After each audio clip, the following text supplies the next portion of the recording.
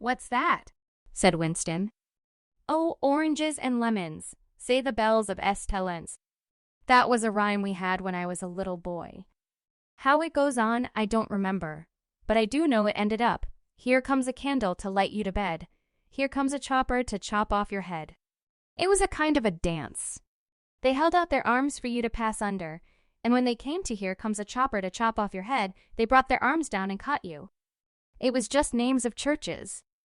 All the London churches were in it, all the principal ones, that is. Winston wondered vaguely to what century the church belonged.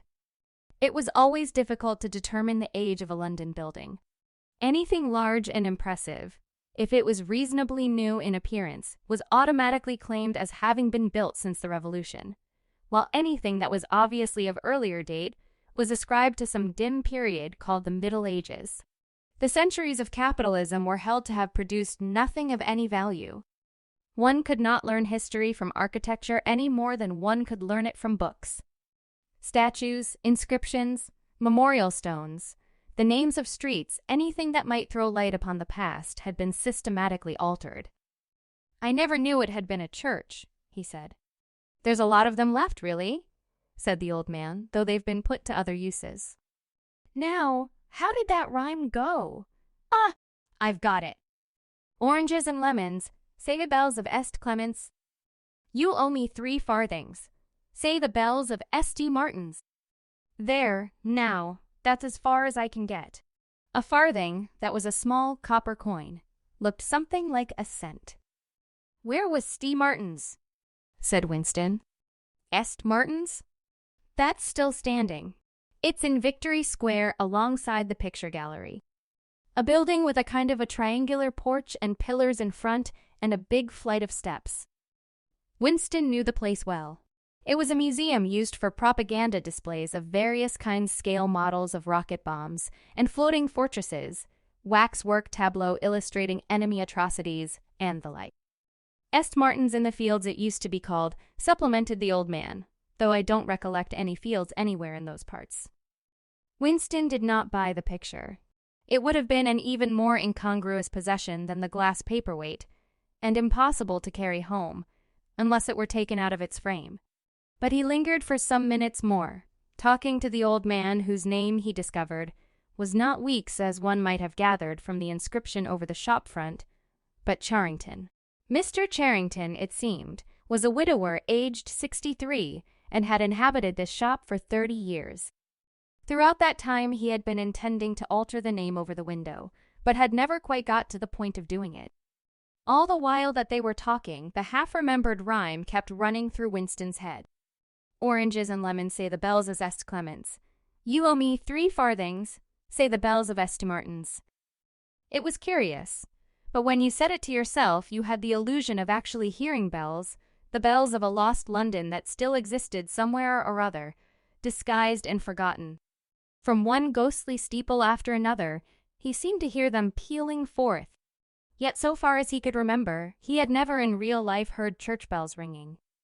He got away from Mr. Charrington and went down the stairs alone, so as not to let the old man see him reconnoitering the street before stepping out of the door.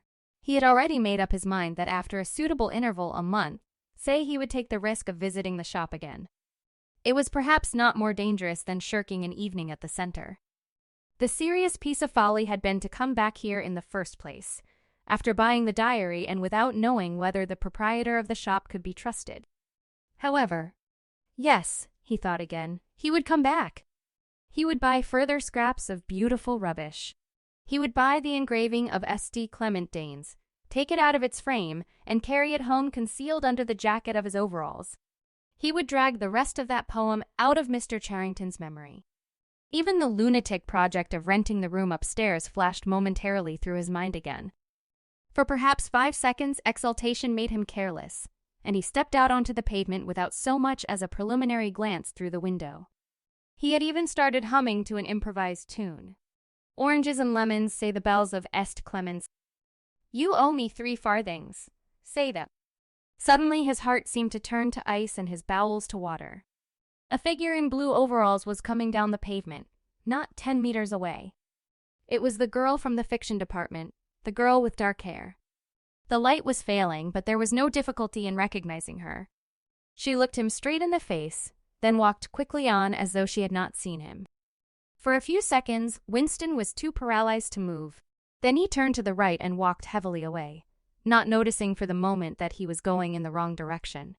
At any rate, one question was settled. There was no doubting any longer that the girl was spying on him. She must have followed him here because it was not credible that by pure chance she should have happened to be walking on the same evening up the same obscure back street, kilometers distant from any quarter where party members lived. It was too great a coincidence. Whether she was really an agent of the thought police or simply an amateur spy actuated by officiousness hardly mattered. It was enough that she was watching him. Probably she had seen him go into the pub as well. It was an effort to walk. The lump of glass in his pocket banged against his thigh at each step, and he was half-minded to take it out and throw it away. The worst thing was the pain in his belly. For a couple of minutes he had the feeling that he would die if he did not reach a lavatory soon. But there would be no public lavatories in a quarter like this.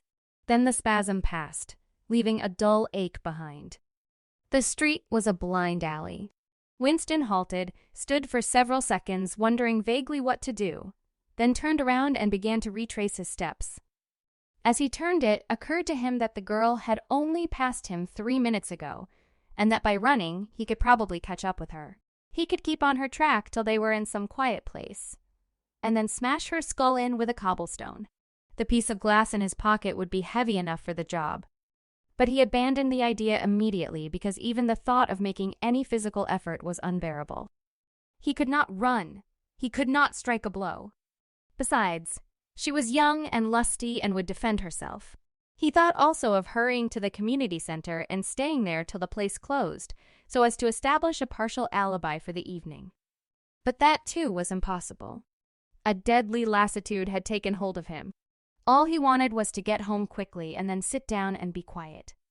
It was after 22 hours when he got back to the flat. The lights would be switched off at the main at 23:30. He went into the kitchen and swallowed nearly a teacupful of Victory Gin. Then he went to the table in the alcove, sat down, and took the diary out of the drawer. But he did not open it at once. From the telescreen, a brassy female voice was squalling a patriotic song. He sat staring at the marbled cover of the book, trying without success to shut the voice out of his consciousness. It was at night that they came for you, always at night. The proper thing was to kill yourself before they got you. Undoubtedly, some people did so. Many of the disappearances were actually suicides. But it needed desperate courage to kill yourself in a world where firearms, or any quick and certain poison, were completely unprocurable. He thought with a kind of astonishment of the biological uselessness of pain and fear, the treachery of the human body which always freezes into inertia at exactly the moment when a special effort is needed. He might have silenced the dark-haired girl if only he had acted quickly enough, but precisely because of the extremity of his danger he had lost the power to act. It struck him that in moments of crisis, one is never fighting against an external enemy, but always against one's own body. Even now, in spite of the gin, the dull ache in his belly made consecutive thought impossible. And it is the same, he perceived, in all seemingly heroic or tragic situations. On the battlefield, in the torture chamber, on a sinking ship, the issues that you are fighting for are always forgotten, because the body swells up until it fills the universe, and even when you are not paralyzed by fright or screaming with pain, life is a moment-to-moment struggle against hunger, or cold or sleeplessness, against a sour stomach or an aching tooth. He opened the diary. It was important to write something down. The woman on the telescreen had started a new song. Her voice seemed to stick into his brain like jagged splinters of glass. He tried to think of O'Brien, for whom, or to whom, the diary was written, but instead he began thinking of the things that would happen to him after the thought police took him away. It would not matter if they killed you at once. To be killed was what you expected. But before death, nobody spoke of such things, yet everybody knew of them. There was the routine of confession that had to be gone through, the groveling on the floor and screaming for mercy, the crack of broken bones, the smashed teeth, and bloody clots of hair. Why did you have to endure it since the end was always the same? Why was it not possible to cut a few days or weeks out of your life? Nobody ever escaped detection, and nobody ever failed to confess. When once you had succumbed to thought crime, it was certain that by a given date you would be dead.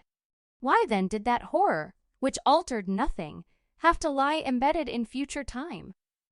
He tried with a little more success than before to summon up the image of O'Brien.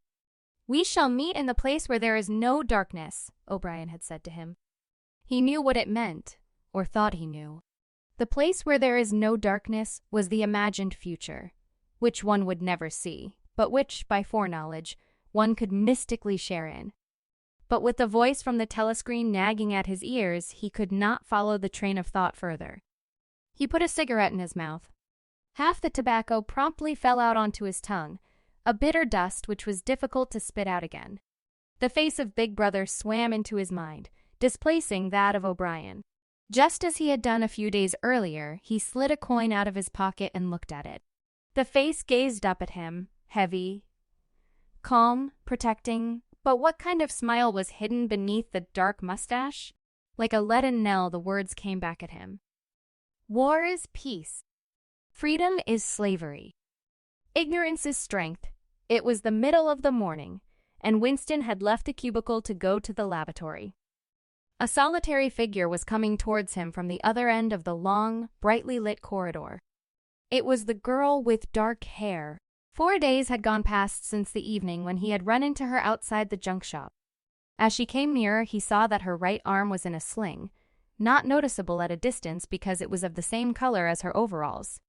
Probably she had crushed her hand while swinging around one of the big kaleidoscopes on which the plots of novels were roughed in. It was a common accident in the fiction department. They were perhaps 4 meters apart when the girl stumbled and fell almost flat on her face. A sharp cry of pain was wrung out of her. She must have fallen right on the injured arm. Winston stopped short.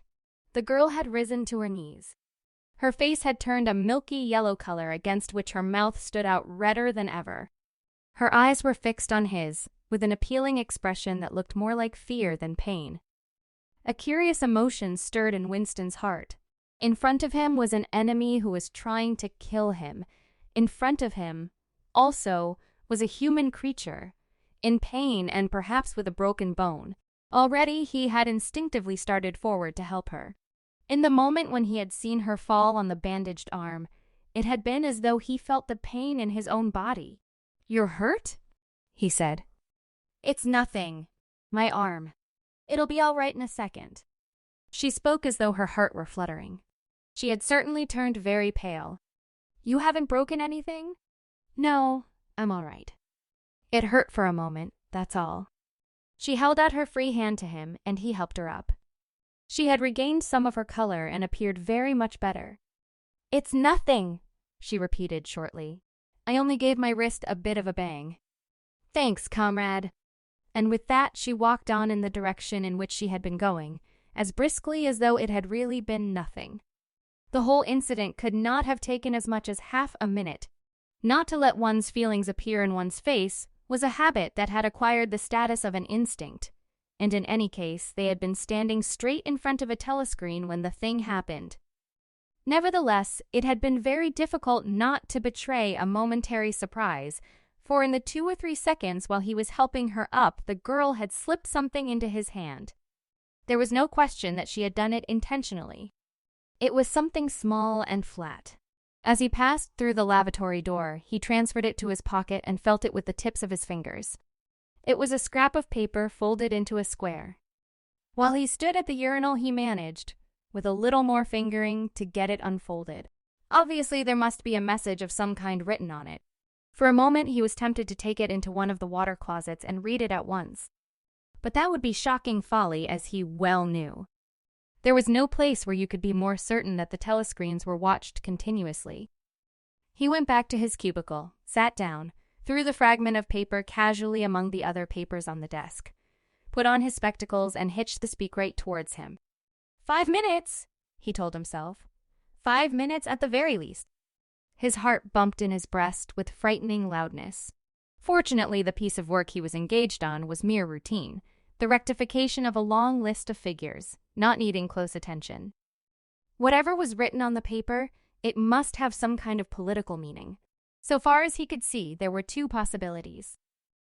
One, much the more likely, was that the girl was an agent of the thought police, just as he had feared.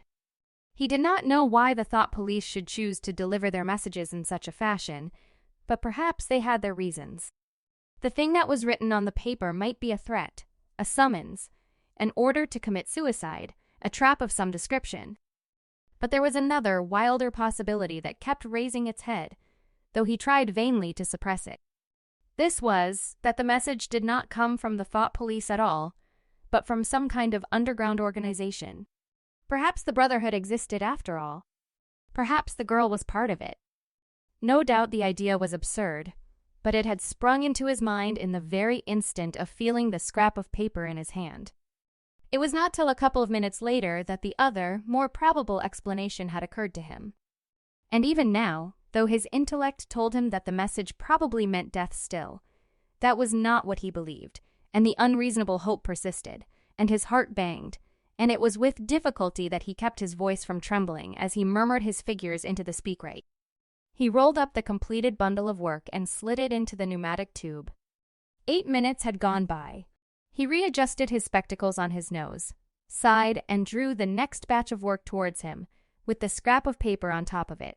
He flattened it out. On it was written, in a large, unformed handwriting, "I love you." For several seconds, he was too stunned even to throw the incriminating thing into the memory hole.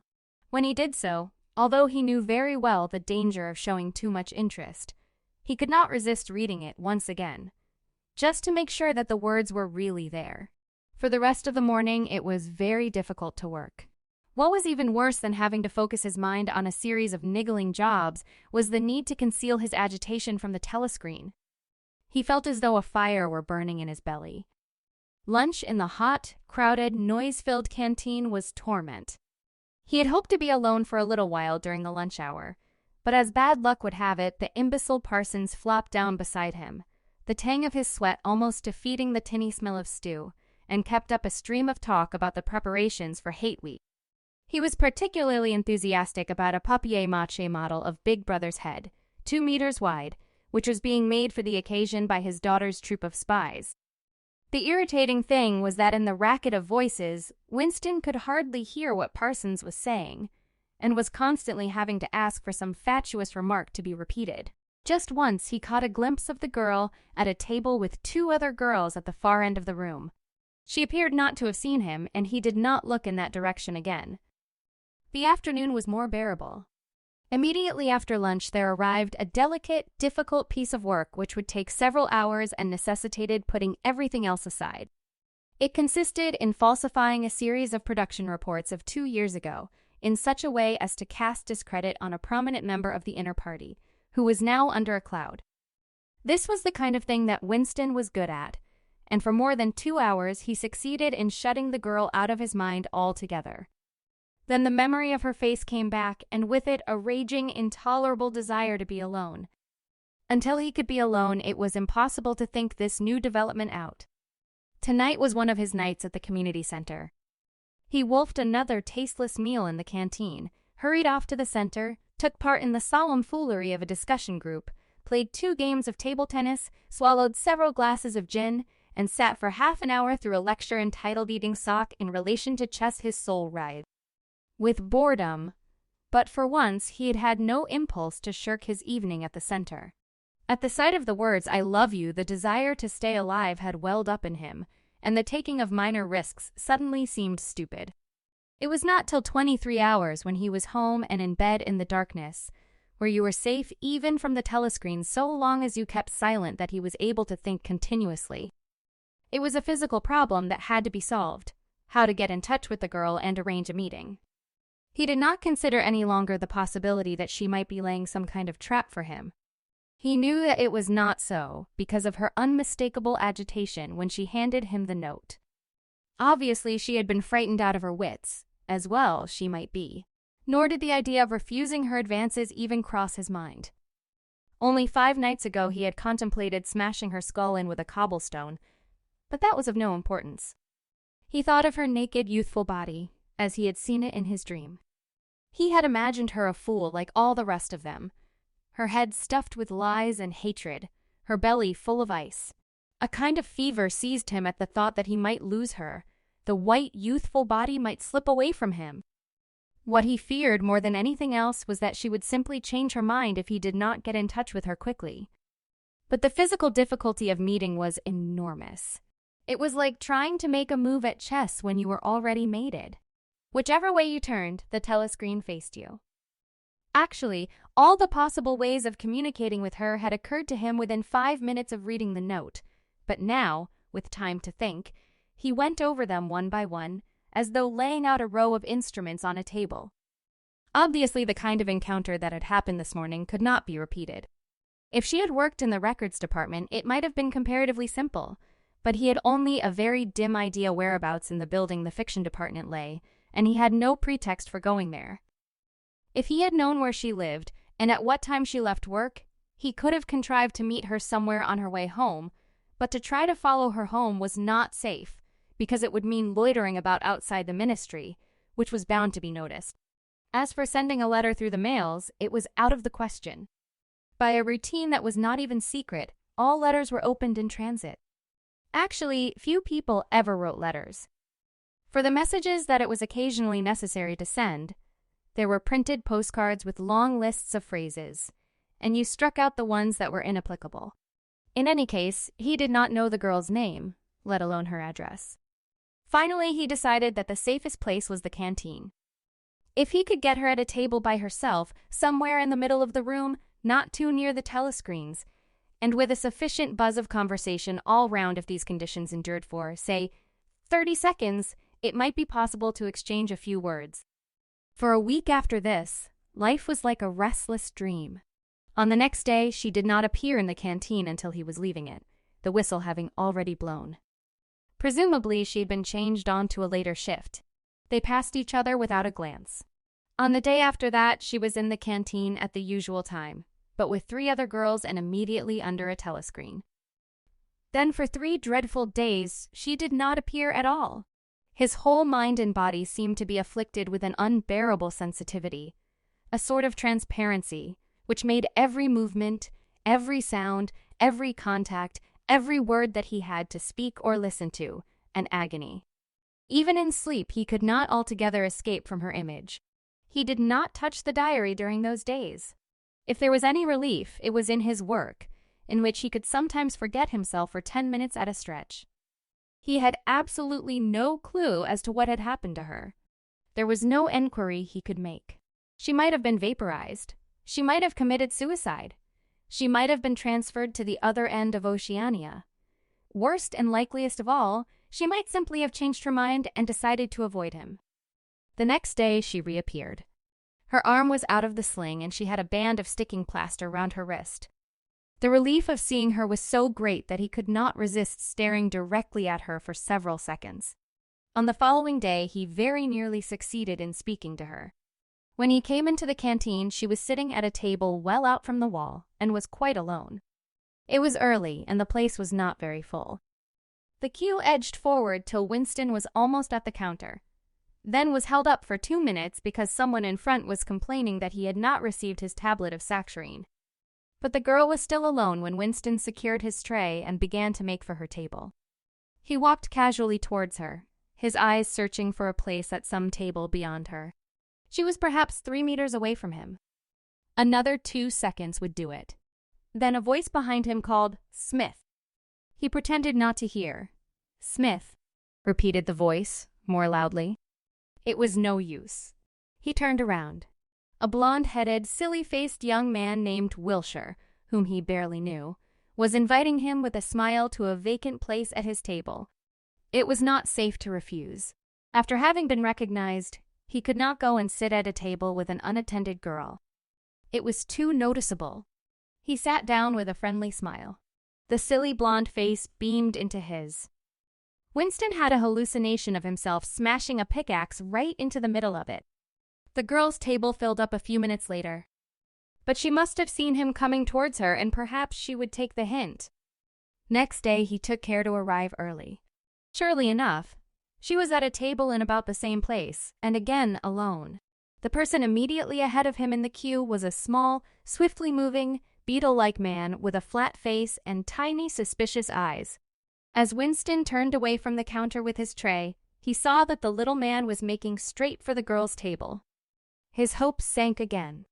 There was a vacant place at a table further away, but something in the little man's appearance suggested that he would be sufficiently attentive to his own comfort to choose the emptiest table.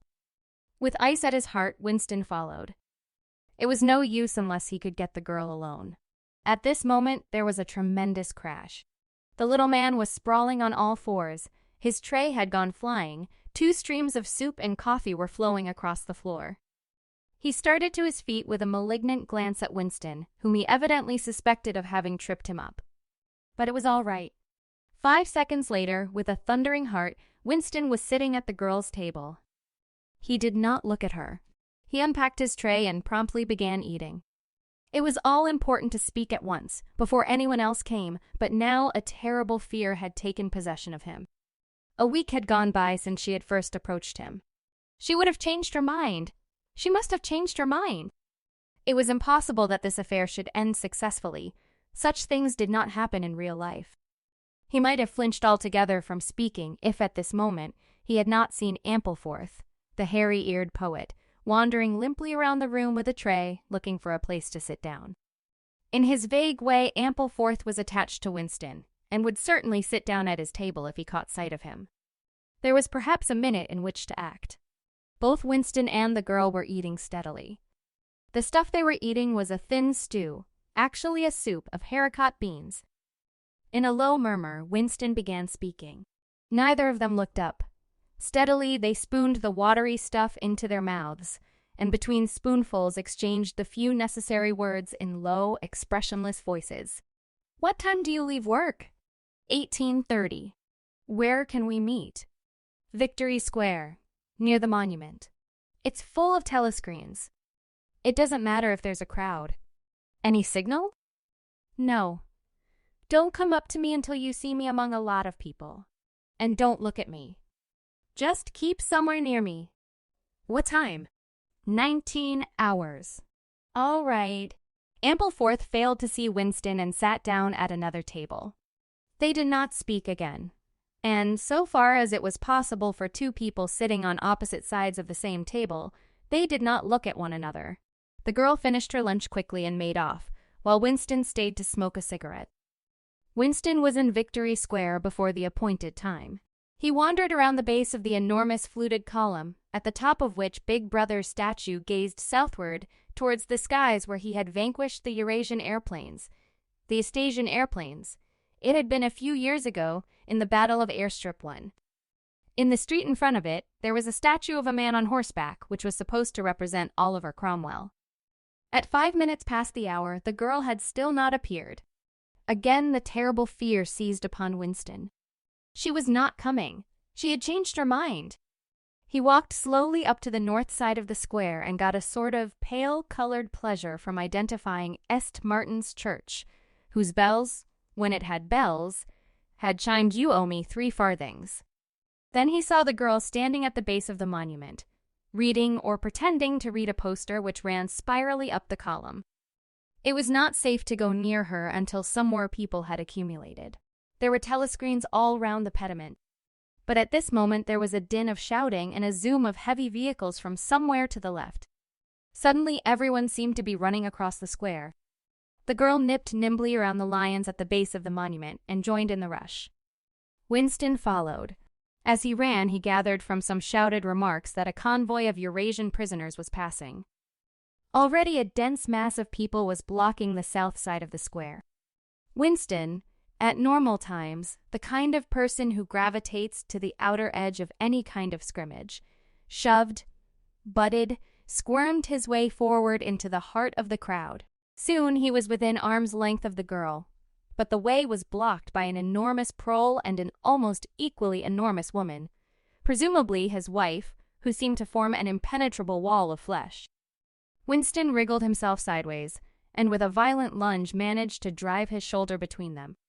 For a moment it felt as though his entrails were being ground to pulp between the 2 muscular hips. Then he had broken through, sweating a little. He was next to the girl. They were shoulder to shoulder, both staring fixedly in front of them. A long line of trucks, with wooden-faced guards armed with submachine guns standing upright in each corner, was passing slowly down the street. In the trucks, little yellow men in shabby, greenish uniforms were squatting, jammed close together. Their sad Mongolian faces gazed out over the sides of the trucks, utterly incurious. Occasionally, when a truck jolted, there was a clank of metal. All the prisoners were wearing leg irons. Truckload after truckload of the sad faces passed. Winston knew they were there, but he saw them only intermittently. The girl's shoulder and her arm right down to the elbow were pressed against his. Her cheek was almost near enough for him to feel its warmth. She had immediately taken charge of the situation, just as she had done in the canteen. She began speaking in the same expressionless voice as before, with lips barely moving, a mere murmur easily drowned by the din of voices and the rumbling of the trucks. "Can you hear me?" "Yes." "Can you get Sunday afternoon off?" "Yes." "Then listen carefully.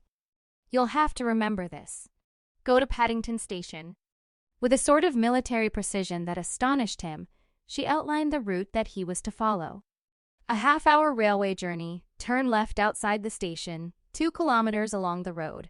A gate with the top bar missing, a path across a field, a grass-grown lane, a track between bushes, a dead tree with moss on it. It was as though she had a map inside her head. "Can you remember all that?" she murmured finally. "Yes."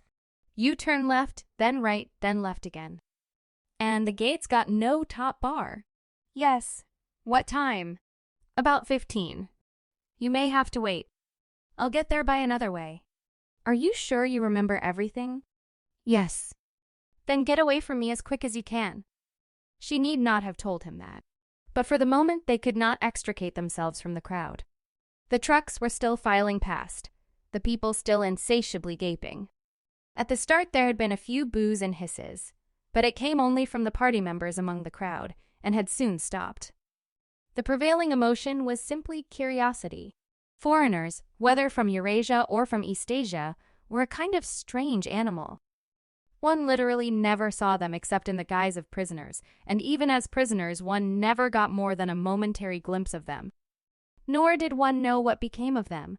Apart from the few who were hanged as war criminals, the others simply vanished, presumably into forced labor camps.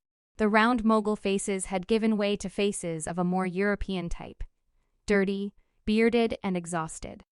From over scrubby cheekbones, eyes looked into Winston's, sometimes with strange intensity, and flashed away again. The convoy was drawing to an end.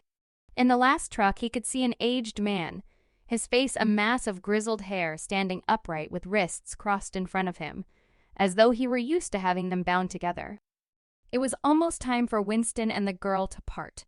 But at the last moment, while the crowd still hemmed them in, her hand felt for his and gave it a fleeting squeeze. It could not have been 10 seconds, and yet it seemed a long time that their hands were clasped together. He had time to learn every detail of her hand. He explored the long fingers, the shapely nails, the work-hardened palm with its row of calluses, the smooth flesh under the wrist. Merely from feeling it, he would have known it by sight. In the same instant, it occurred to him that he did not know what color the girl's eyes were. They were probably brown, but people with dark hair sometimes had blue eyes. To turn his head and look at her would have been inconceivable folly. With hands locked together, invisible among the press of bodies, they stared steadily in front of them. And instead of the eyes of the girl, the eyes of the aged prisoner gazed mournfully at Winston out of nests of hair. Winston picked his way up the lane through dappled light and shade, stepping out into pools of gold wherever the boughs parted. Under the trees to the left of him, the ground was misty with bluebells. The air seemed to kiss one's skin. It was the 2nd of May. From somewhere deeper in the heart of the wood came the droning of ring doves. He was a bit early. There had been no difficulties about the journey, and the girl was so evidently experienced that he was less frightened than he would normally have been. Presumably, she could be trusted to find a safe place. In general, you could not assume that you were much safer in the country than in London. There were no telescreens, of course, But there was always the danger of concealed microphones by which your voice might be picked up and recognized. Besides, it was not easy to make a journey by yourself without attracting attention. For distances of less than 100 kilometers, it was not necessary to get your passport endorsed. But sometimes there were patrols hanging about the railway stations who examined the papers of any party member they found there and asked awkward questions. However, no patrols had appeared, and on the walk from the station he had made sure by cautious backward glances that he was not being followed. The train was full of proles in holiday mood because of the summery weather. The wooden-seated carriage in which he traveled was filled to overflowing by a single enormous family, ranging from a toothless great-grandmother to a month-old baby, going out to spend an afternoon with in-laws in the country, and, as they freely explained to Winston, to get hold of a little black market butter. The lane widened, and in a minute he came to the footpath she had told him of, a mere cattle track which plunged between the bushes. He had no watch, but it could not be 15 yet. The bluebells were so thick underfoot that it was impossible not to tread on them. He knelt down and began picking some partly to pass the time away, but also from a vague idea that he would like to have a bunch of flowers to offer to the girl when they met. He had got together a big bunch and was smelling their faint, sickly scent when a sound at his back froze him, the unmistakable crackle of a foot on twigs. He went on picking bluebells. It was the best thing to do. It might be the girl, or he might have been followed after all. To look around was to show guilt. He picked another and another. A hand fell lightly on his shoulder. He looked up. It was the girl. She shook her head, evidently as a warning that he must keep silent, then parted the bushes and quickly led the way along the narrow track into the wood. Obviously, she had been that way before, for she dodged the boggy bits as though by habit. Winston followed, still clasping his bunch of flowers.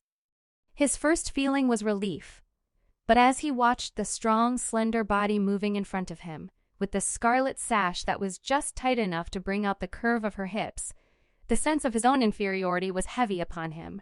Even now it seemed quite likely that when she turned around and looked at him, she would draw back after all. The sweetness of the air and the greenness of the leaves daunted him. Already on the walk from the station, the May sunshine had made him feel dirty and etiolated, a creature of indoors, with the city dust of London in the pores of his skin. It occurred to him that till now she had probably never seen him in broad daylight in the open. They came to the fallen tree that she had spoken of. The girl hopped over and forced apart the bushes, in which there did not seem to be an opening. When Winston followed her, he found that they were in a natural clearing, a tiny grassy knoll surrounded by tall saplings that shut it in completely. The girl stopped and turned. "Here we are," she said. He was facing her at several paces distance. As yet, he did not dare move nearer to her. "I didn't want to say anything in the lane," she went on, "in case there's a mic hidden there. I don't suppose there is, but there could be. There's always the chance of one of those swine recognizing your voice. We're all right here." He still had not the courage to approach her. "We're all right here?" he repeated stupidly. "Yes, look at the trees." They were small ashes, which at some time had been cut down and had sprouted up again into a forest of poles, none of them thicker than one's wrist. "There's nothing big enough to hide a mic in. Besides, I've been here before." They were only making conversation. He had managed to move closer to her now. She stood before him very upright, with a smile on her face that looked faintly ironical, as though she were wondering why he was so slow to act. The bluebells had cascaded onto the ground. They seemed to have fallen of their own accord. He took her hand. "Would you believe," he said, "that till this moment I didn't know what color your eyes were?" They were brown, he noted, a rather light shade of brown, with dark lashes. "Now that you've seen what I'm really like, can you still bear to look at me?" "Yes, easily. I'm 39 years old. I've got a wife that I can't get rid of. I've got varicose veins. I've got 5 false teeth. I couldn't care less," said the girl. The next moment it was hard to say by whose act she was in his arms. At the beginning he had no feeling except sheer incredulity. The youthful body was strained against his own, the mass of dark hair was against his face, and yes, Actually, she had turned her face up and he was kissing the wide red mouth. She had clasped her arms about his neck. She was calling him darling, precious one, loved one. He had pulled her down onto the ground. She was utterly unresisting. He could do what he liked with her. But the truth was that he had no physical sensation except that of mere contact. All he felt was incredulity and pride. He was glad that this was happening, but he had no physical desire. It was too soon. Her youth and prettiness had frightened him. He was too much used to living without women he did not know the reason. The girl picked herself up and pulled a bluebell out of her hair. She sat against him, putting her arm around his waist. "Never mind, dear. There's no hurry. We've got the whole afternoon. Isn't this a splendid hideout? I found it when I got lost once on a community hike. If anyone was coming, you could hear them 100 meters away." "What is your name?" said Winston. "Julia. I know yours. It's Winston Smith." "How did you find that out?" "I expect I'm better at finding things out than you are, dear. Tell me, what did you think of me before that day I gave you the note?" He did not feel any temptation to tell lies to her. It was even a sort of love offering to start off by telling the worst. "I hated the sight of you," he said. "I wanted to rape you and then murder you afterwards. 2 weeks ago, I thought seriously of smashing your head in with a cobblestone. If you really want to know, I imagine that you had something to do with the thought police." The girl laughed delightedly, evidently taking this as a tribute to the excellence of her disguise. "Not the thought police. You didn't honestly think that?" "Well, perhaps not exactly that. But from your general appearance, merely because you're young and fresh and healthy. You understand, I thought that probably. You thought I was a good party member. Pure in word and deed. Banners, processions, slogans, games, community hikes, all that stuff. And you thought that if I had a quarter of a chance, I'd denounce you as a thought criminal and get you killed off." "Yes, something of that kind. A great many young girls are like that, you know." "It's this bloody thing that does it," she said, ripping off the scarlet sash of the Junior Anti-Sex League and flinging it onto a bough. Then, as though touching her waist had reminded her of something, she felt in the pocket of her overalls and produced a small slab of chocolate. She broke it in half and gave one of the pieces to Winston. Even before he had taken it, he knew by the smell that it was very unusual chocolate. It was dark and shiny and was wrapped in silver paper. Chocolate normally was dull brown, crumbly stuff that tasted, as nearly as one could describe it, like the smoke of a rubbish fire. But at some time or another, he had tasted chocolate like the piece she had given him. The first whiff of its scent had stirred up some memory, which he could not pin down, but which was powerful and troubling. "Where did you get this stuff?" he said. "Black market," she said indifferently.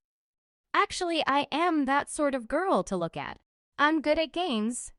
I was a troop leader in the Spies. I do voluntary work 3 evenings a week for the Junior Anti-Sex League. Hours and hours I've spent pasting their bloody rot all over London. I always carry one end of a banner in the processions. I always look cheerful and I never shirk anything. Always yell with the crowd, that's what I say. It's the only way to be safe." The first fragment of chocolate had meated on Winston's tongue. The taste was delightful, but there was still that memory moving around the edges of his consciousness. Something strongly felt but not reducible to definite shape, like an object seen out of the corner of one's eye.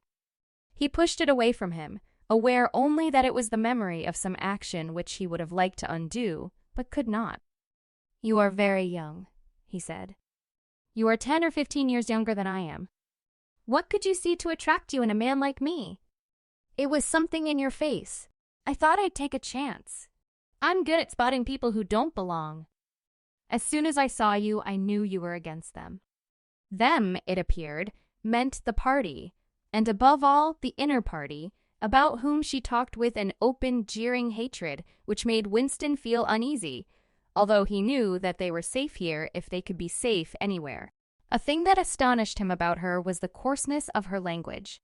Party members were supposed not to swear, and Winston himself very seldom did swear aloud, at any rate. Julia, however, seemed unable to mention the party, and especially the inner party, without using the kind of words that you saw chalked up in dripping alleyways. He did not dislike it. It was merely one symptom of her revolt against the party in all its ways, and somehow it seemed natural and healthy, like the sneeze of a horse that smells bad hay. They had left the clearing and were wandering again through the checkered shade, with their arms around each other's waists whenever it was wide enough to walk two abreast. He noticed how much softer her waist seemed to feel now that the sash was gone. They did not speak above a whisper. Outside the clearing, Julia said, "It was better to go quietly." Presently, they had reached the edge of the little wood. She stopped him. "Don't go out into the open. There might be someone watching. We're all right if we keep behind the boughs." They were standing in the shade of hazel bushes. The sunlight filtering through innumerable leaves was still hot on their faces. Winston looked out into the field beyond and underwent a curious, slow shock of recognition. He knew it by sight. An old, close-bitten pasture with a footpath wandering across it and a molehill here and there. In the ragged hedge on the opposite side, the boughs of the elm trees swayed just perceptibly in the breeze, and their leaves stirred faintly in dense masses like women's hair. Surely somewhere nearby, but out of sight, there must be a stream with green pools where dace were swimming. "Isn't there a stream somewhere near here?" he whispered. "That's right, there is a stream. It's at the edge of the next field, actually. There are fish in it, great big ones. You can watch them lying in the pools under the willow trees, waving their tails." "It's the Golden Country almost," he murmured. "The Golden Country? It's nothing, really. A landscape I've seen sometimes in a dream." "Look," whispered Julia. A thrush had alighted on a bough not 5 meters away, almost at the level of their faces. Perhaps it had not seen them. It was in the sun, they in the shade. It spread out its wings, fitted them carefully into place again, ducked its head for a moment, as though making a sort of obeisance to the sun, and then began to pour forth a torrent of song. In the afternoon hush, the volume of sound was startling. Winston and Julia clung together, fascinated. The music went on, minute after minute, with astonishing variations, never once repeating itself, almost as though the bird were deliberately showing off its virtuosity. Sometimes it stopped for a few seconds, spread out and resettled its wings, then swelled its speckled breast and again burst into song. Winston watched it with a sort of vague reverence. For whom? For what? Was that bird singing? No mate, no rival was watching it. What made it sit at the edge of the lonely wood and pour its music into nothingness? He wondered whether after all there was a microphone hidden somewhere near. He and Julia had spoken only in low whispers, and it would not pick up what they had said, but it would pick up the thrush. Perhaps at the other end of the instrument some small, beetle-like man was intently listening to that. But by degrees the flood of music drove all speculations out of his mind. It was as though it were a kind of liquid stuff that poured all over him and got mixed up with the sunlight that filtered through the leaves. He stopped thinking and merely felt. The girl's waist in the bend of his arm was soft and warm. He pulled her around so that they were breast to breast. Her body seemed to melt into his. Wherever his hands moved, it was all as yielding as water. Their mouths clung together. It was quite different from the hard kisses they had exchanged earlier. When they moved their faces apart again, both of them sighed deeply. The bird took fright and fled with a clatter of wings. Winston put his lips against her ear. "Now," he whispered. "Not here," she whispered back. "Come back to the hideout. It's safer." Quickly, with an occasional crackle of twigs, they threaded their way back to the clearing. When they were once inside the ring of saplings, she turned and faced him. They were both breathing fast, but the smile had reappeared around the corners of her mouth. She stood looking at him for an instant, then felt at the zipper of her overalls. And yes, it was almost as in his dream. Almost as swiftly as he had imagined it, she had torn her clothes off, and when she flung them aside, it was with that same magnificent gesture by which a whole civilization seemed to be annihilated. Her body gleamed white in the sun. But for a moment, he did not look at her body. His eyes were anchored by the freckled face with its faint, bold smile. He knelt down before her and took her hands in his. Have you done this before? Of course. Hundreds of times, well, scores of times anyway. With party members. Yes, always with party members. With members of the inner party? Not with those swine, no. But there's plenty that would if they got half a chance. They're not so holy as they make out. His heart leapt. Scores of times she had done it. He wished it had been hundreds, thousands. Anything that hinted at corruption always filled him with a wild hope. Who knew? Perhaps the party was rotten under the surface, its cult of strenuousness and self-denial simply a sham concealing iniquity. If he could have infected the whole lot of them with leprosy or syphilis, how gladly he would have done so. Anything to rot, to weaken, to undermine. He pulled her down so that they were kneeling face to face. Listen, the more men you've had, the more I love you. Do you understand that? Yes, perfectly. I hate purity. I hate goodness. I don't want any virtue to exist anywhere. I want everyone to be corrupt to the bones. Well then, I ought to suit you, dear. I'm corrupt to the bones. You like doing this? I don't mean simply me. I mean the thing in itself. I adore it. That was above all what he wanted to hear. Not merely the love of one person, but the animal instinct. The simple, undifferentiated desire that was the force that would tear the party to pieces. He pressed her down upon the grass, among the fallen bluebells. This time there was no difficulty. Presently the rising and falling of their breasts slowed to normal speed, and in a sort of pleasant helplessness they fell apart. The sun seemed to have grown hotter. They were both sleepy. He reached out for the discarded overalls and pulled them partly over her. Almost immediately they fell asleep and slept for about half an hour. Winston woke first. He sat up and watched the freckled face, still peacefully asleep, pillowed on the palm of her hand. Except for her mouth, you could not call her beautiful. There was a line or two round the eyes, if you looked closely. The short, dark hair was extraordinarily thick and soft. It occurred to him that he still did not know her surname or where she lived. The young, strong body, now helpless in sleep, awoke in him a pitying, protecting feeling. But the mindless tenderness that he had felt under the hazel tree while the thrush was singing had not quite come back. He pulled the overalls aside and studied her smooth white flank. In the old days, he thought, but you could not have pure love or pure lust nowadays. No emotion was pure, because everything was mixed up with fear and hatred. Their embrace had been a battle, the climax a victory. It was a blow struck against the party. It was a political act. We can come here once again, said Julia. It's generally safe to use any hideout twice. But not for another month or two, of course. As soon as she woke up, her demeanor had changed. She became alert and businesslike, put her clothes on, knotted the scarlet sash about her waist, and began arranging the details of the journey home. It seemed natural to leave this to her. She obviously had a practical cunning, which Winston lacked, and she seemed also to have an exhaustive knowledge of the countryside round London, stored away from innumerable community hikes. The route she gave him was quite different from the one by which he had come, and brought him out at a different railway station. Never go home the same way as you went out, she said, as though enunciating an important general principle.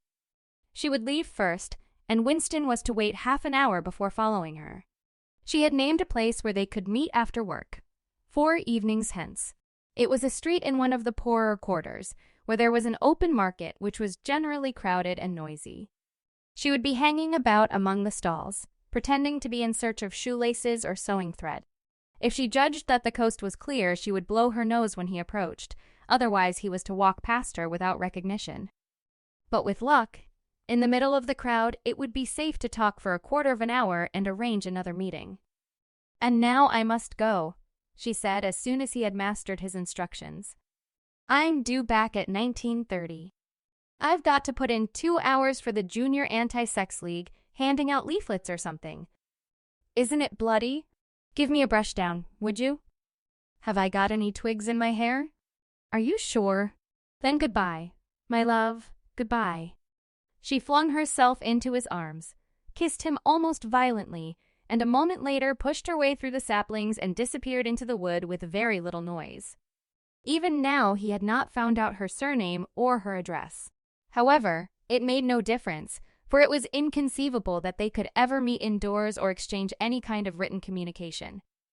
As it happened, they never went back to the clearing in the wood.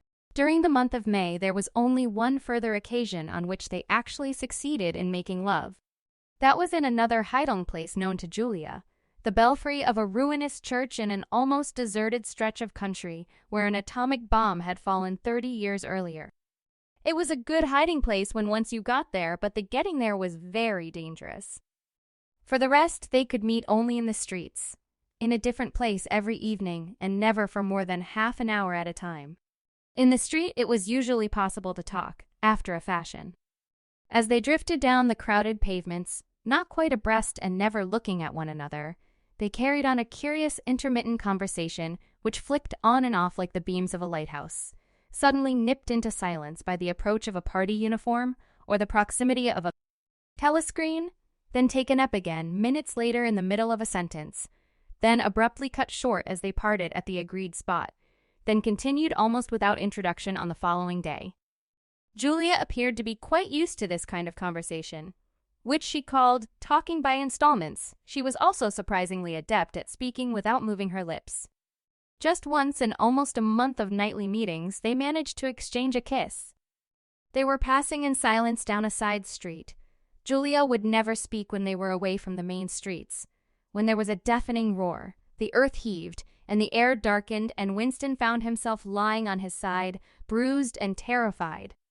A rocket bomb must have dropped quite near at hand. Suddenly, he became aware of Julia's face a few centimeters from his own, deathly white as chalk. Even her lips were white. She was dead. He clasped her against him and found that he was kissing a live, warm face. But there was some powdery stuff that got in the way of his lips. Both of their faces were thickly coated with plaster. There were evenings when they reached their rendezvous and then had to walk past one another without a sign, because a patrol had just come around the corner or a helicopter was hovering overhead. Even if it had been less dangerous, it would still have been difficult to find time to meet. Winston's working week was 60 hours. Julia's was even longer, and their free days varied according to the pressure of work and did not often coincide.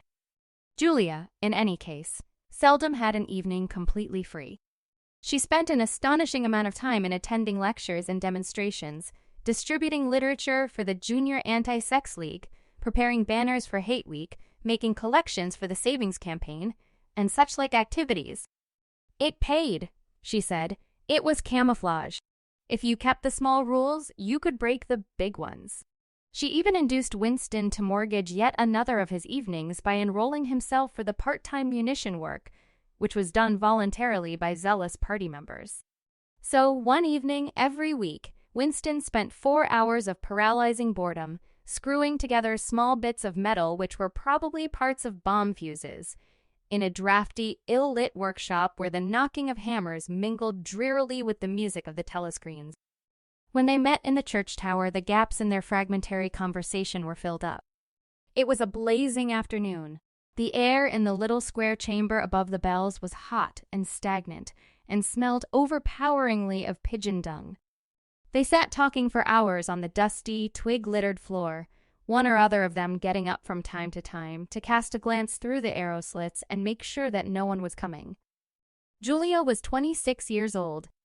She lived in a hostel with 30 other girls, always in the stink of women.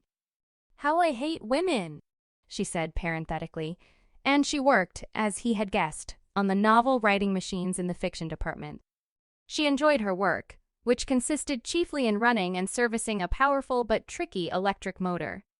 She was not clever, but was fond of using her hands and felt at home with machinery. She could describe the whole process of composing a novel from the general directive issued by the planning committee down to the final touching up by the rewrite squad, but she was not interested in the finished product. She didn't much care for reading, she said. Books were just a commodity that had to be produced, like jam or bootlaces. She had no memories of anything before the early 60s, and the only person she had ever known who talked frequently of the days before the revolution was a grandfather who had disappeared when she was 8. At school, she had been captain of the hockey team and had won the gymnastics trophy 2 years running. She had been a troop leader in the Spies and a branch secretary in the youth league before joining the junior anti-sex league. She had always borne an excellent character. She had even, an infallible mark of good reputation, been picked out to work in pornosec, the subsection of the fiction department which turned out cheap pornography for distribution among the proles. It was nicknamed Muck House by the people who worked in it, she remarked. There she had remained for a year, helping to produce booklets in sealed packets with titles like Spanking Stories or One Night in a Girls' School, to be bought furtively by proletarian youths who were under the impression that they were buying something illegal. "What are these books like?" said Winston curiously. "Oh, ghastly rubbish. They're boring, really.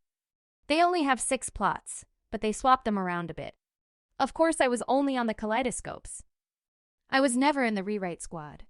I'm not literary, dear, not even enough for that." He learned with astonishment that all the workers in pornosec, except the heads of the departments, were girls. The theory was that men, whose sex instincts were less controllable than those of women, were in greater danger of being corrupted by the filth they handled. "They don't even like having married women there," she added. "Girls are always supposed to be so pure. Here's one who isn't, anyway." She had had her first love affair when she was 16 with a party member of 60 who later committed suicide to avoid arrest. "And a good job, too," said Julia. "Otherwise, they'd have had my name out of him when he confessed." Since then, there had been various others. Life as she saw it was quite simple. You wanted a good time, they, meaning the party, wanted to stop you having it. You broke the rules as best you could. She seemed to think it just as natural that they should want to rob you of your pleasures as that you should want to avoid being caught. She hated the party and said so in the crudest words, but she made no general criticism of it. Except where it touched upon her own life, she had no interest in party doctrine. He noticed that she never used newspeak words except the ones that had passed into everyday use. She had never heard of the Brotherhood and refused to believe in its existence. Any kind of organized revolt against the party, which was bound to be a failure, struck her as stupid. The clever thing was to break the rules and stay alive all the same. He wondered vaguely how many others like her there might be in the younger generation, people who had grown up in the world of the revolution, knowing nothing else, accepting the party as something unalterable, like the sky, not rebelling against its authority, but simply evading it. Dodge is a dog. They did not discuss the possibility of getting married. It was too remote to be worth thinking about. No imaginable committee would ever sanction such a marriage, even if Catherine, Winston's wife, could somehow have been got rid of. It was hopeless, even as a daydream. "What was she like, your wife?" said Julia. "She was, do you know the newspeak word good thinkful? Meaning naturally orthodox, incapable of thinking a bad thought?" "No, I didn't know the word, but I know the kind of person right enough." He began telling her the story of his married life, but curiously enough, she appeared to know the essential parts of it already. She described to him, almost as though she had seen or felt it, the stiffening of Catherine's body as soon as he touched her, the way in which she still seemed to be pushing him from her with all her strength, even when her arms were clasped tightly around him. With Julia, he felt no difficulty in talking about such things. Catherine, in any case, had long ceased to be a painful memory and became merely a distasteful one. "I could have stood it if it hadn't been for one thing," he said. He told her about the frigid little ceremony that Catherine had forced him to go through on the same night every week. She hated it, but nothing would make her stop doing it. She used to call it, but you'll never guess. "Our duty to the party?" said Julia promptly. "How did you know that?" "I've been at school too, dear. Sex talks once a month for the over 16s. And in the youth movement. They rub it into you for years. I dare say it works in a lot of cases. But of course you can never tell, people are such hypocrites." She began to enlarge upon the subject. With Julia, everything came back to her own sexuality. As soon as this was touched upon in any way, she was capable of great acuteness. Unlike Winston, she had grasped the inner meaning of the party's sexual puritanism. It was not merely that the sex instinct created a world of its own which was outside the party's control, and which therefore had to be destroyed if possible. What was more important was that sexual privation induced hysteria, which was desirable because it could be transformed into war fever and leader worship. The way she put it was, when you make love, you're using up energy, and afterwards you feel happy and don't give a damn for anything. They can't bear you to feel like that. They want you to be bursting with energy all the time. All this marching up and down and cheering and waving flags is simpy sex gone sour. If you're happy inside yourself, why should you get excited about Big Brother and the 3-year plans and the 2 minutes hate and all the rest of their bloody rot? That was very true, he thought. There was a direct, intimate connection between chastity and political orthodoxy. For how could the fear, the hatred, and the lunatic credulity which the party needed in its members be kept at the right pitch, except by bottling down some powerful instinct and using it as a driving force? The sex impulse was dangerous to the party, and the party had turned it to account. They played a similar trick with the instinct of parenthood. The family could not actually be abolished, and, indeed, people were encouraged to be fond of their children in almost the old-fashioned way. The children, on the other hand, were systematically turned against their parents and taught to spy on them and report their deviations. The family had become, in effect, an extension of the thought police. It was a device by means of which everyone could be surrounded night and day by informers who knew him intimately. Abruptly, his mind went back to Catherine. Catherine would unquestionably have denounced him to the thought police if she had not happened to be too stupid to detect the unorthodoxy of his opinions. But what really recalled her to him at this moment was the stifling heat of the afternoon, which had brought the sweat out on his forehead. He began telling Julia of something that had happened, or rather had failed to happen, on another sweltering summer afternoon 11 years ago. It was 3 or 4 months after they were married. They had lost their way on a community hike somewhere in Kent. They had only lagged behind the others for a couple of minutes, but they took a wrong turning, and presently found themselves pulled up short by the edge of an old chalk quarry. It was a sheer drop of 10 or 20 meters, with boulders at the bottom. There was nobody of whom they could ask the way. As soon as she realized that they were lost, Catherine became very uneasy. To be away from the noisy mob of hikers even for a moment gave her a feeling of wrongdoing. She wanted to hurry back by the way they had come and start searching in the other direction.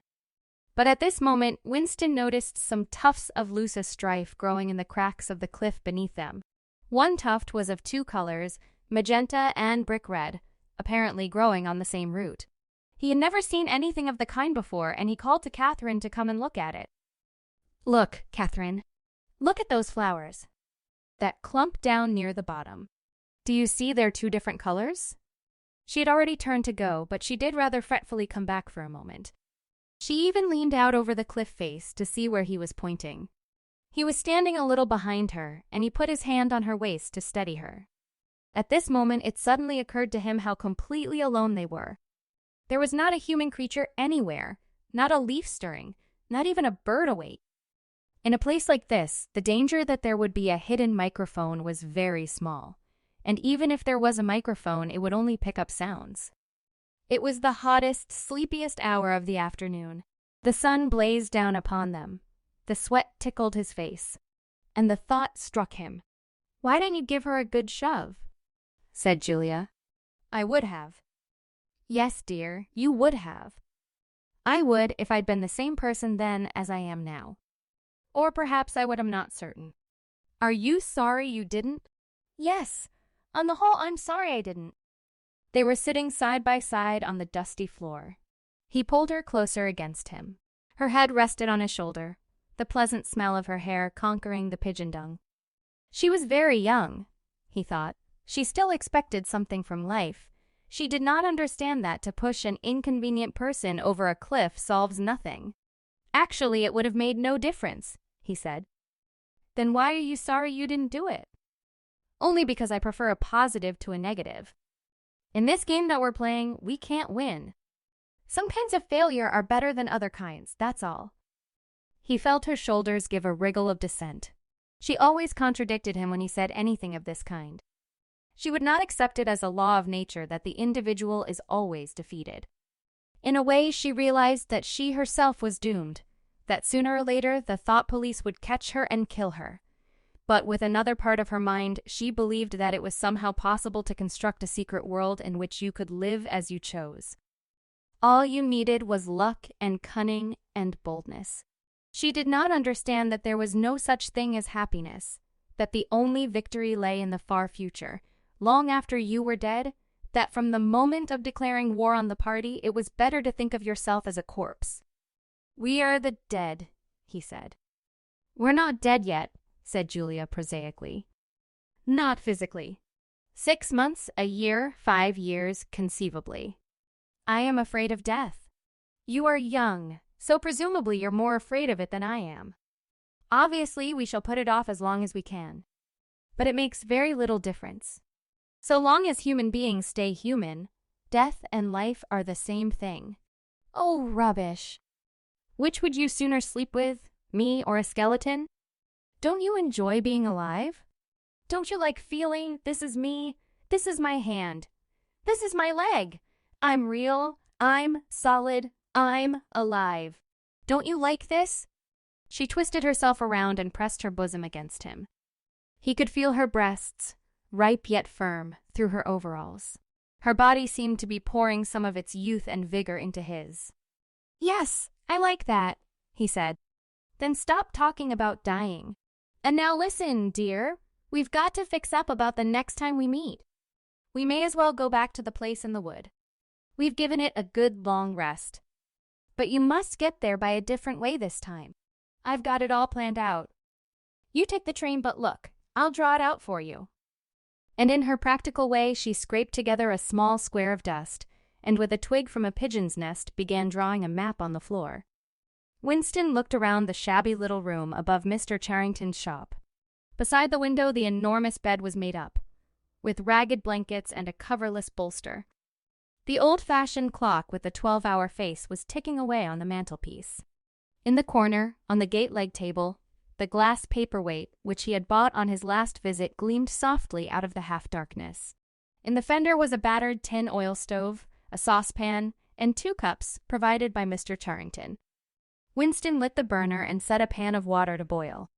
He had brought an envelope full of Victory coffee and some saccharine tablets. The clock's hand said 17:20. It was 19:20, really. She was coming at 19:30. Folly, folly, his heart kept saying. Conscious, gratuitous, suicidal folly. Of all the crimes that a party member could commit, this one was the least possible to conceal. Actually, the idea had first floated into his head in the form of a vision, of the glass paperweight mirrored by the surface of the gate-leg table. As he had foreseen, Mr. Charrington had made no difficulty about letting the room. He was obviously glad of the few dollars that it would bring him.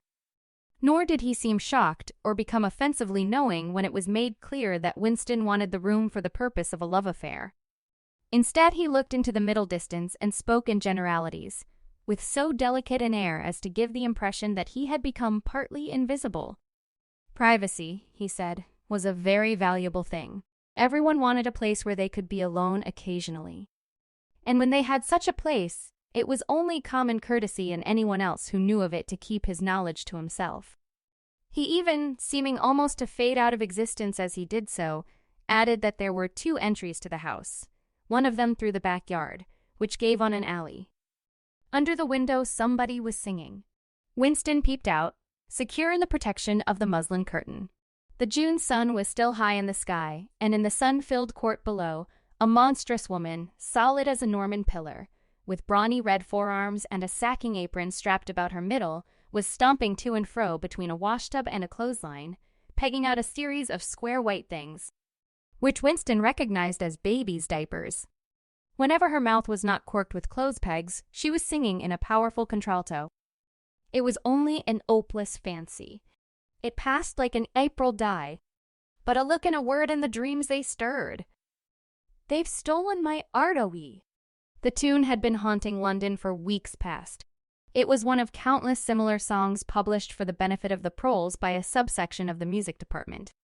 The words of these songs were composed without any human intervention, whatever, on an instrument known as a versificator.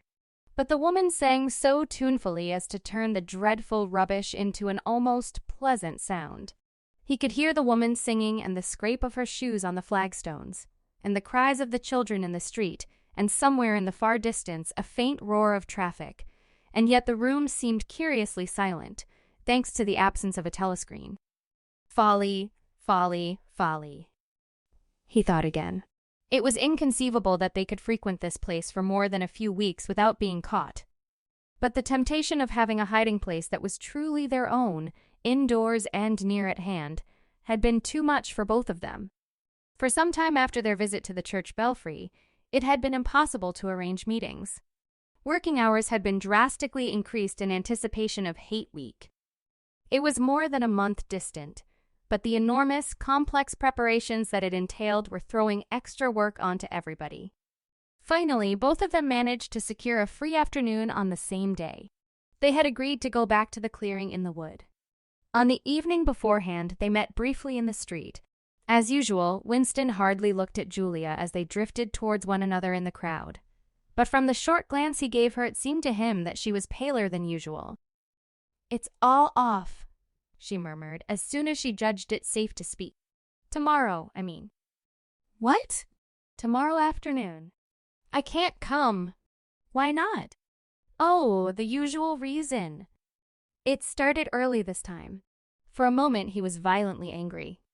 During the month that he had known her, the nature of his desire for her had changed. At the beginning, there had been little true sensuality in it. Their first love-making had been simply an act of the will. But after the second time, it was different. The smell of her hair, the taste of her mouth, the feeling of her skin seemed to have gotten inside him, or into the air all round him. She had become a physical necessity, something that he not only wanted but felt that he had a right to. When she said that she could not come, he had the feeling that she was cheating him. But just at this moment the crowd pressed them together and their hands accidentally met. She gave the tips of his fingers a quick squeeze that seemed to invite not desire but affection. It struck him that when one lived with a woman, this particular disappointment must be a normal recurring event, and a deep tenderness, such as he had not felt for her before, suddenly took hold of him. He wished that they were a married couple of 10 years standing. He wished that he were walking through the streets with her just as they were doing now, but openly and without fear, talking of trivialities and buying odds and ends for the household. He wished above all that they had some place where they could be alone together without feeling the obligation to make love every time they met. It was not actually at that moment, but at some time on the following day, that the idea of renting Mr. Charrington's room had occurred to him. When he suggested it to Julia, she had agreed with unexpected readiness. Both of them knew that it was lunacy. It was as though they were intentionally stepping nearer to their graves. As he sat waiting on the edge of the bed, he thought again of the cellars of the Ministry of Love.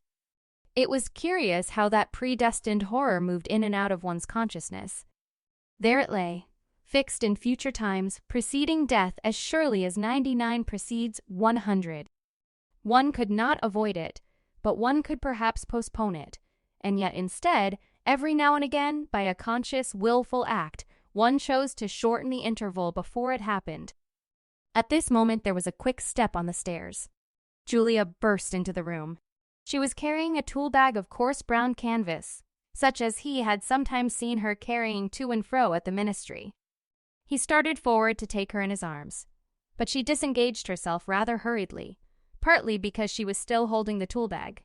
"Half a second," she said. "Just let me show you what I've brought. Did you bring some of that filthy Victory coffee? I thought you would.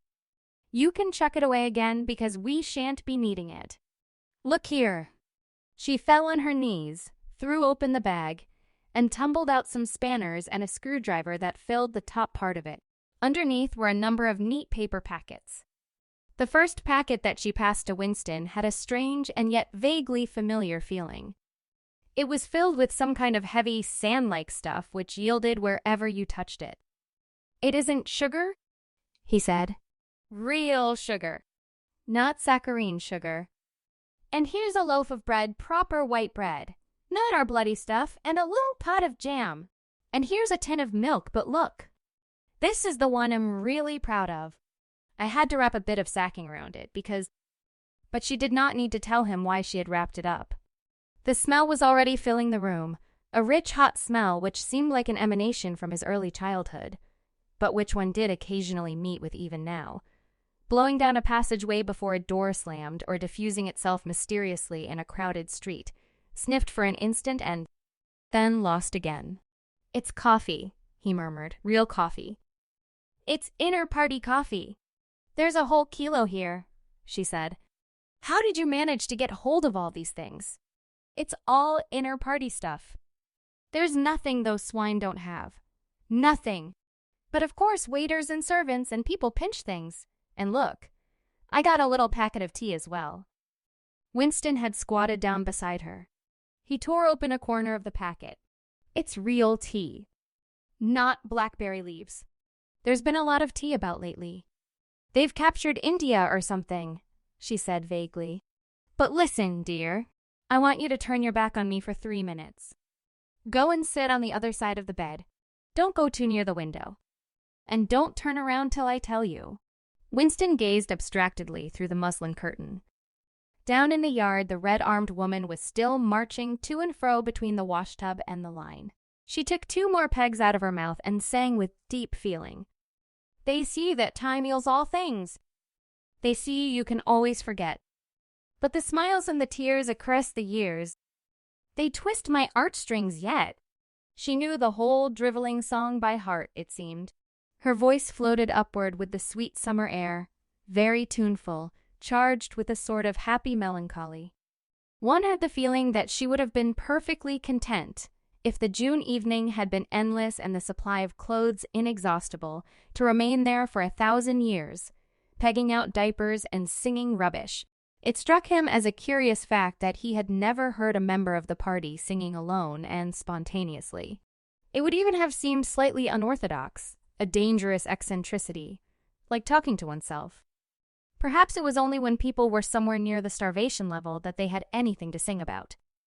You can turn around now, said Julia.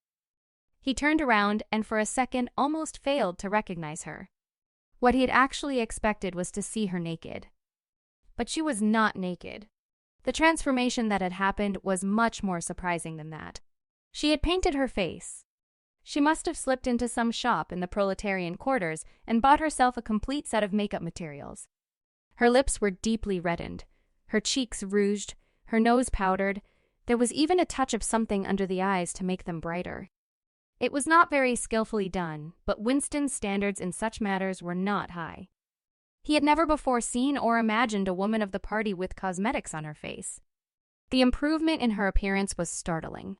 With just a few dabs of color in the right places, she had become not only very much prettier, but, above all, far more feminine. Her short hair and boyish overalls merely added to the effect. As he took her in his arms, a wave of synthetic violets flooded his nostrils. He remembered the half-darkness of a basement kitchen and a woman's cavernous mouth. It was the very same scent that she had used, but at the moment, it did not seem to matter. Scent too, he said. Yes, dear, scent too. And do you know what I'm going to do next? I'm going to get hold of a real woman's frock from somewhere and wear it instead of these bloody trousers. I'll wear silk stockings and high-heeled shoes. In this room, I'm going to be a woman, not a party comrade. They flung their clothes off and climbed into the huge mahogany bed. It was the first time that he had stripped himself naked in her presence. Until now, he had been too much ashamed of his pale and meager body, with the varicose veins standing out on his calves and the discolored patch over his ankle. There were no sheets, but the blanket they lay on was threadbare and smooth, and the size and springiness of the bed astonished both of them. It's sure to be full of bugs, but who cares? Said Julia. One never saw a double bed nowadays, except in the homes of the proles. Winston had occasionally slept in one in his boyhood. Julia had never been in one before, so far as she could remember. Presently they fell asleep for a little while. When Winston woke up, the hands of the clock had crept around to nearly 9. He did not stir because Julia was sleeping with her head in the crook of his arm. Most of her makeup had transferred itself to his own face or the bolster, but a light stain of rouge still brought out the beauty of her cheekbone. A yellow ray from the sinking sun fell across the foot of the bed and lighted up the fireplace, where the water in the pan was boiling fast. Down in the yard, the woman had stopped singing, but the faint shouts of children floated in from the street. He wondered vaguely whether in the abolished past it had been a normal experience to lie in bed like this, in the cool of a summer evening, a man and a woman with no clothes on, making love when they chose, talking of what they chose, not feeling any compulsion to get up, simply lying there and listening to peaceful sounds outside. Surely there could never have been a time when that seemed ordinary? Julia woke up, rubbed her eyes, and raised herself on her elbow to look at the oil stove. "Half that water's boiled away," she said. "I'll get up and make some coffee in another moment. We've got an hour." "What time do they cut the lights off at your flats?" 23:30. "It's 23 at the hostel.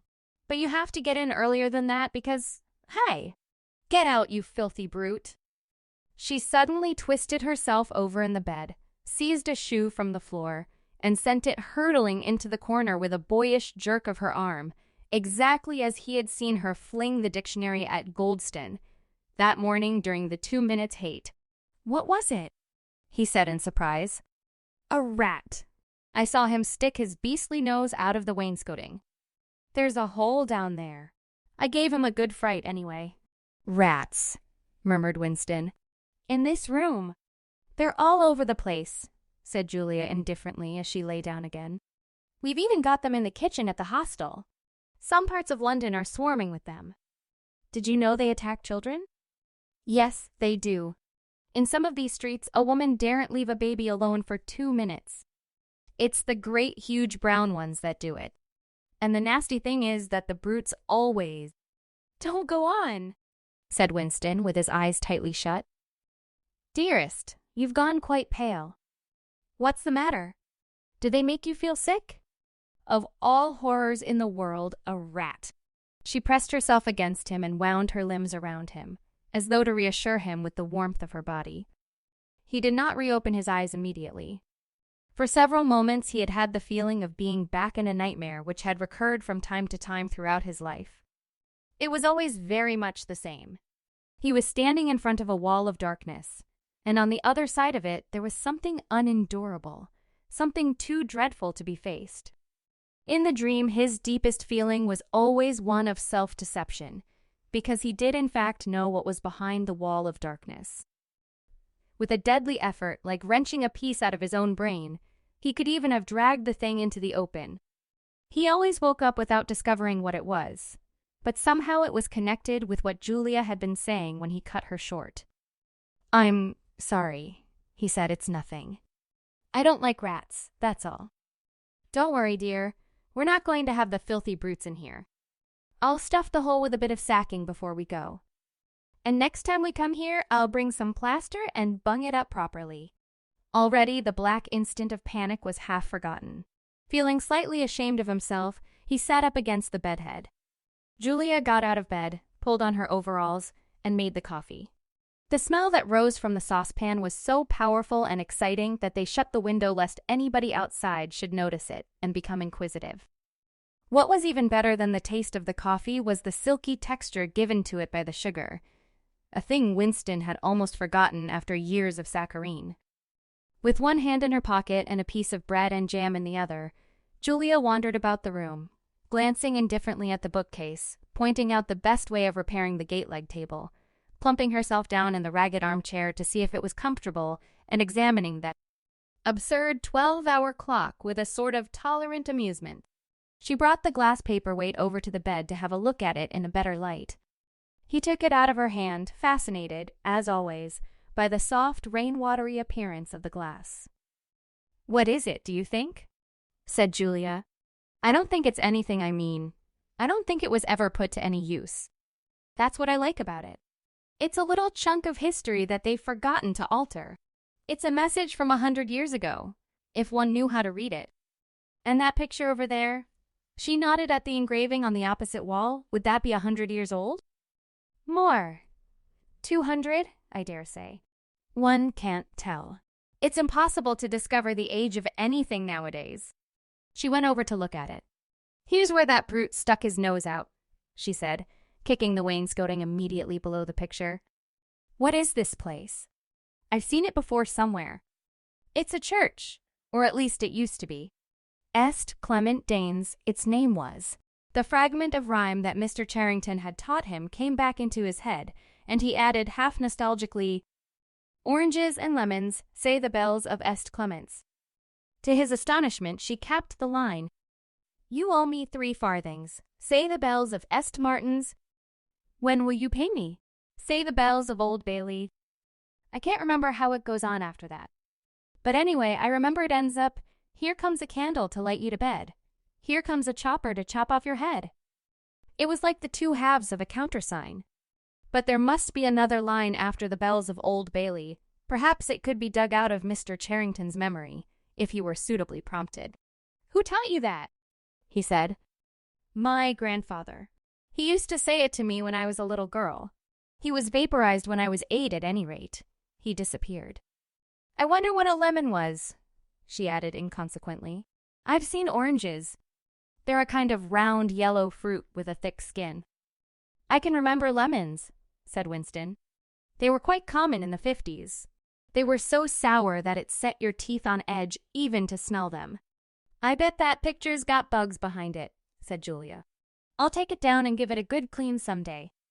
I suppose it's almost time we were leaving. I must start washing this paint off. What a bore!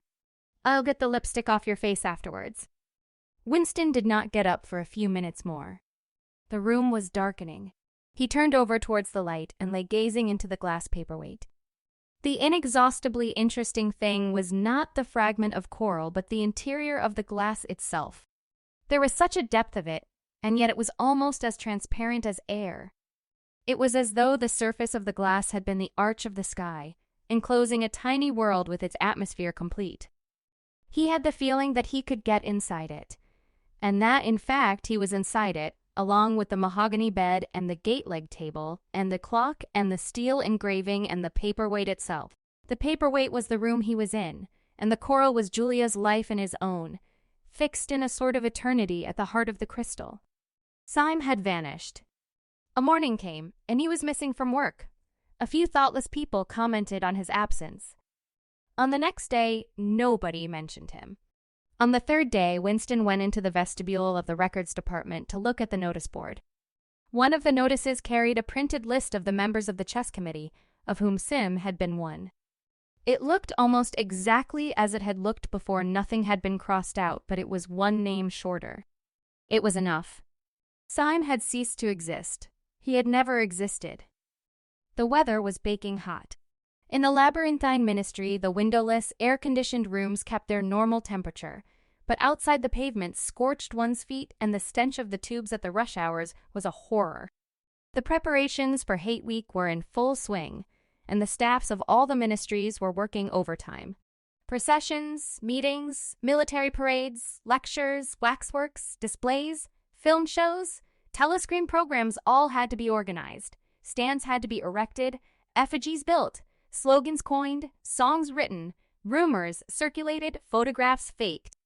Julia's unit in the fiction department had been taken off the production of novels and was rushing out a series of atrocity pamphlets.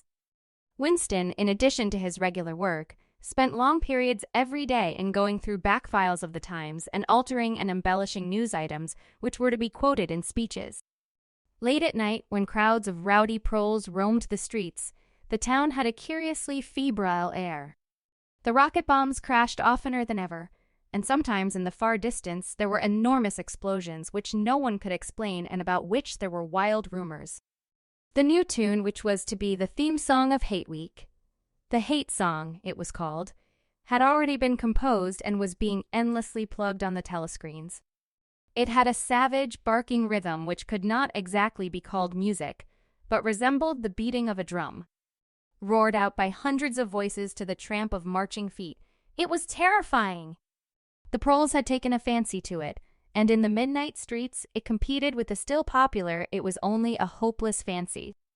The parson's children played it at all hours of the night and day, unbearably, on a comb and a piece of toilet paper. Winston's evenings were fuller than ever. Squads of volunteers, organized by Parsons, were preparing the street for Hate Week, stitching banners, painting posters, erecting flagstaffs on the roofs, and perilously slinging wires across the street for the reception of streamers. Parsons boasted that Victory Mansions alone would display 400 meters of bunting. He was in his native element and as happy as a lark. The heat and the manual work had even given him a pretext for reverting to shorts and an open shirt in the evenings. He was everywhere at once, pushing, pulling, sawing, hammering, improvising, jollying everyone along with comradely exhortations and giving out from every fold of his body what seemed an inexhaustible supply of acrid-smelling sweat. A new poster had suddenly appeared all over London. It had no caption and represented simply the monstrous figure of a Eurasian soldier, 3 or 4 meters high, striding forward with expressionless Mongolian face and enormous boots, a submachine gun pointed from his hip. From whatever angle you looked at the poster, the muzzle of the gun, magnified by the foreshortening, seemed to be pointed straight at you. The thing had been plastered on every blank space on every wall, even outnumbering the portraits of Big Brother. The proles, normally apathetic about the war, were being lashed into one of their periodical frenzies of patriotism. As though to harmonize with the general mood, the rocket bombs had been killing larger numbers of people than usual. One fell on a crowded film theater in Stepney, burying several hundred victims among the ruins. The whole population of the neighborhood turned out for a long, trailing funeral, which went on for hours and was in effect an indignation meeting. Another bomb fell on a piece of waste ground, which was used as a playground, and several dozen children were blown to pieces. There were further angry demonstrations. Goldstein was burned in effigy. Hundreds of copies of the poster of the Eurasian soldier were torn down and added to the flames, and a number of shops were looted in the turmoil. Then a rumor flew around that spies were directing the rocket bombs by means of wireless waves, and an old couple who were suspected of being of foreign extraction had their house set on fire and perished of suffocation. In the room over Mr. Charrington's shop, when they could get there, Julia and Winston lay side by side on a stripped bed under the open window, naked for the sake of coolness. The rat had never come back, but the bugs had multiplied hideously in the heat. It did not seem to matter. Dirty or clean, the room was paradise. As soon as they arrived, they would sprinkle everything with pepper bought on the black market, tear off their clothes, and make love with sweating bodies, then fall asleep and wake to find that the bugs had rallied and were massing for the counterattack. 4, 5, 6, 7 times they met during the month of June. Winston had dropped his habit of drinking gin at all hours. He seemed to have lost the need for it. He had grown fatter, his varicose ulcer had subsided, leaving only a brown stain on the skin above his ankle. His fits of coughing in the early morning had stopped. The process of life had ceased to be intolerable. He had no longer any impulse to make faces at the telescreen or shout curses at the top of his voice.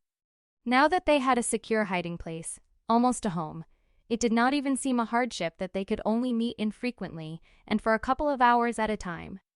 What mattered was that the room over the junk shop should exist. To know that it was there, inviolate, was almost the same as being in it. The room was a world, a pocket of the past where extinct animals could walk. Mr. Charrington, thought Winston, was another extinct animal. He usually stopped to talk with Mr. Charrington for a few minutes on his way upstairs.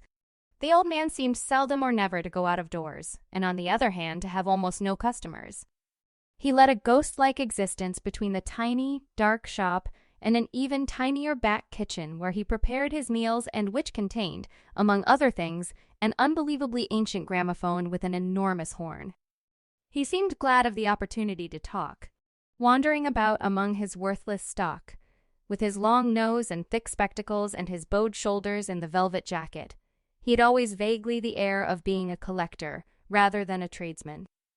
With a sort of faded enthusiasm, he would finger this scrap of rubbish or that a china bottle stopper, the painted lid of a broken snuff box, a pinchbeck locket containing a strand of some long-dead baby's hair, never asking that Winston should buy it, merely that he should admire it, To talk to him was like listening to the tinkling of a worn-out musical box. He had dragged out from the corners of his memory some more fragments of forgotten rhymes. There was one about 24 blackbirds, and another about a cow with a crumpled horn, and another about the death of poor Cock Robin. "It just occurred to me you might be interested," he would say with a deprecating little laugh whenever he produced a new fragment. But he could never recall more than a few lines of any one rhyme. Both of them knew in a way. It was never out of their minds that what was now happening could not last long. There were times when the fact of impending death seemed as palpable as the bed they lay on, and they would cling together with a sort of despairing sensuality, like a damned soul grasping at his last morsel of pleasure when the clock is within 5 minutes of striking. But there were also times when they had the illusion not only of safety, but of permanence. So long as they were actually in this room, they both felt no harm could come to them. Getting there was difficult and dangerous, but the room itself was sanctuary. It was as when Winston had gazed into the heart of the paperweight, with the feeling that it would be possible to get inside that glassy world, and that once inside it time could be arrested. Often they gave themselves up to daydreams of escape. Their luck would hold indefinitely, and they would carry on their intrigue just like this for the remainder of their natural lives. Or Catherine would die, and by subtle maneuverings Winston and Julia would succeed in getting married. Or they would commit suicide together. Or they would disappear, alter themselves out of recognition, learn to speak with proletarian accents, get jobs in a factory, and live out their lives undetected in a back street. It was all nonsense, as they both knew. In reality, there was no escape. Even the one plan that was practicable, suicide, they had no intention of carrying out. To hang on from day to day and from week to week, spinning out a present that had no future, seemed an unconquerable instinct, just as one's lungs will always draw the next breath so long as there is air available. Sometimes, too, they talked of engaging in active rebellion against the party, but with no notion of how to take the first step. Even if the fabulous brotherhood was a reality, there still remained the difficulty of finding one's way into it. He told her of the strange intimacy that existed, or seemed to exist, between himself and O'Brien, and of the impulse he sometimes felt simply to walk into O'Brien's presence, announce that he was the enemy of the party, and demand his help. Curiously enough, this did not strike her as an impossibly rash thing to do. She was used to judging people by their faces, and it seemed natural to her that Winston should believe O'Brien to be trustworthy on the strength of a single flash of the eyes. Moreover, she took it for granted that everyone, or nearly everyone, secretly hated the party and would break the rules if he thought it safe to do so. But she refused to believe that widespread organized opposition existed or could exist. The tales about Goldstein and his underground army, she said, were simply a lot of rubbish which the party had invented for its own purposes, and which you had to pretend to believe in. Times beyond number, at party rallies and spontaneous demonstrations, she had shouted at the top of her voice for the execution of people whose names she had never heard and in whose supposed crimes she had not the faintest belief. When public trials were happening, she had taken her place in the detachments from the Youth League who surrounded the courts from morning to night, chanting at intervals death to the traitors. During the 2 minutes' hate, she always excelled all others in shouting insults at Goldstein. Yet she had only the dimmest idea of who Goldstein was and what doctrines he was supposed to represent.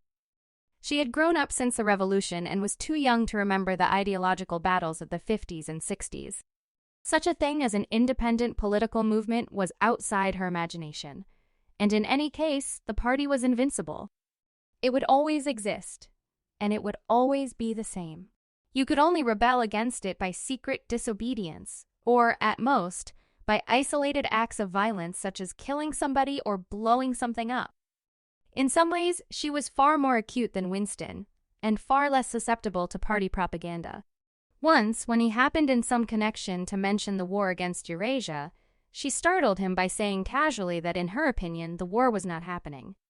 The rocket bombs which fell daily on London were probably fired by the government of Oceania itself, just to keep people frightened. This was an idea that had literally never occurred to him. She also stirred a sort of envy in him by telling him that during the 2 minutes' hate her great difficulty was to avoid bursting out laughing. but she only questioned the teachings of the party when they, in some way, touched upon her own life. Often, she was ready to accept the official mythology, simply because the difference between truth and falsehood did not seem important to her. She believed, for instance, having learnt it at school, that the party had invented airplanes.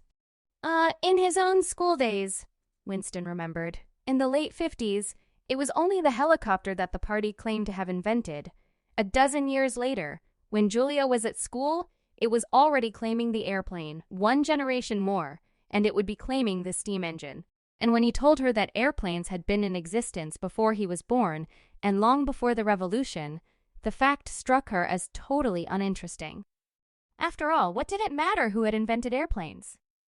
It was rather more of a shock to him when he discovered from some chance remark that she did not remember that Oceania, 4 years ago, had been at war with Eastasia and at peace with Eurasia. It was true that she regarded the whole war as a sham, but apparently she had not even noticed that the name of the enemy had changed. "I thought we'd always been at war with Eurasia," she said vaguely. It frightened him a little.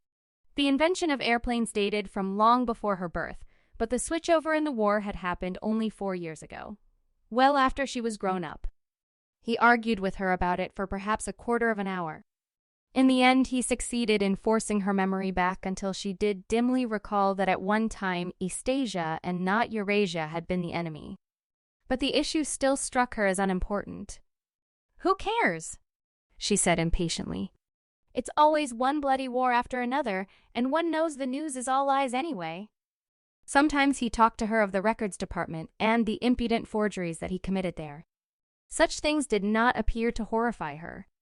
She did not feel the abyss opening beneath her feet at the thought of lies becoming truths. He told her the story of Jones, Aronson, and Rutherford and the momentous slip of paper which he had once held between his fingers. It did not make much impression on her. At first, indeed, she failed to grasp the point of the story. "Were they friends of yours?" she said. "No, I never knew them. They were inner party members. Besides, they were far older men than I was. They belonged to the old days before the Revolution. I barely knew them by sight." "Then what was there to worry about? People are being killed off all the time, aren't they?" He tried to make her understand. This was an exceptional case. It wasn't just a question of somebody being killed. Do you realize that the past, starting from yesterday, has been actually abolished? If it survives anywhere, it's in a few solid objects with no words attached to them, like that lump of glass there. Already we know almost literally nothing about the Revolution and the years before the Revolution. Every record has been destroyed or falsified, every book has been rewritten, every picture has been repainted, every statue and street and building has been renamed, every date has been altered. And that process is continuing day by day and minute by minute. History has stopped. Nothing exists except an endless present in which the party is always right. I know, of course, that the past is falsified, but it would never be possible for me to prove it, even when I did the falsification myself. After the thing is done, no evidence ever remains. The only evidence is inside my own mind, and I don't know with any certainty that any other human being shares my memories. Just in that one instance, in my whole life, I did possess actual concrete evidence after the event years after it. And what good was that? It was no good, because I threw it away a few minutes later. But if the same thing happened today, I should keep it. "Well, I wouldn't," said Julia. "I'm quite ready to take risks, but only for something worthwhile, not for bits of old newspaper. What could you have done with it even if you had kept it? Not much, perhaps. But it was evidence. It might have planted a few doubts here and there, supposing that I dared to show it to anybody. I don't imagine that we can alter anything in our own lifetime. But one can imagine little knots of resistance springing up here and there, small groups of people banding themselves together, and gradually growing, and even leaving a few records behind so that the next generations can carry on where we leave off. I'm not interested in the next generation, dear. I'm interested in us. You're only a rebel from the waist downwards," he told her. She thought this brilliantly witty and flung her arms around him in delight. In the ramifications of party doctrine she had not the faintest interest. Whenever he began to talk of the principles of Ingsoc, doublethink, the mutability of the past, and the denial of objective reality, and to use newspeak words, she became bored and confused and said that she never paid any attention to that kind of thing. One knew that it was all rubbish, so why let oneself be worried by it? She knew when to cheer and when to boo, and that was all one needed. If he persisted in talking of such subjects, she had a disconcerting habit of falling asleep. She was one of those people who can go to sleep at any hour and in any position. Talking to her, he realized how easy it was to present an appearance of orthodoxy while having no grasp whatever of what orthodoxy meant. In a way, the worldview of the party imposed itself most successfully on people incapable of understanding it. They could be made to accept the most flagrant violations of reality because they never fully grasped the enormity of what was demanded of them, and were not sufficiently interested in public events to notice what was happening. By lack of understanding, they remained sane.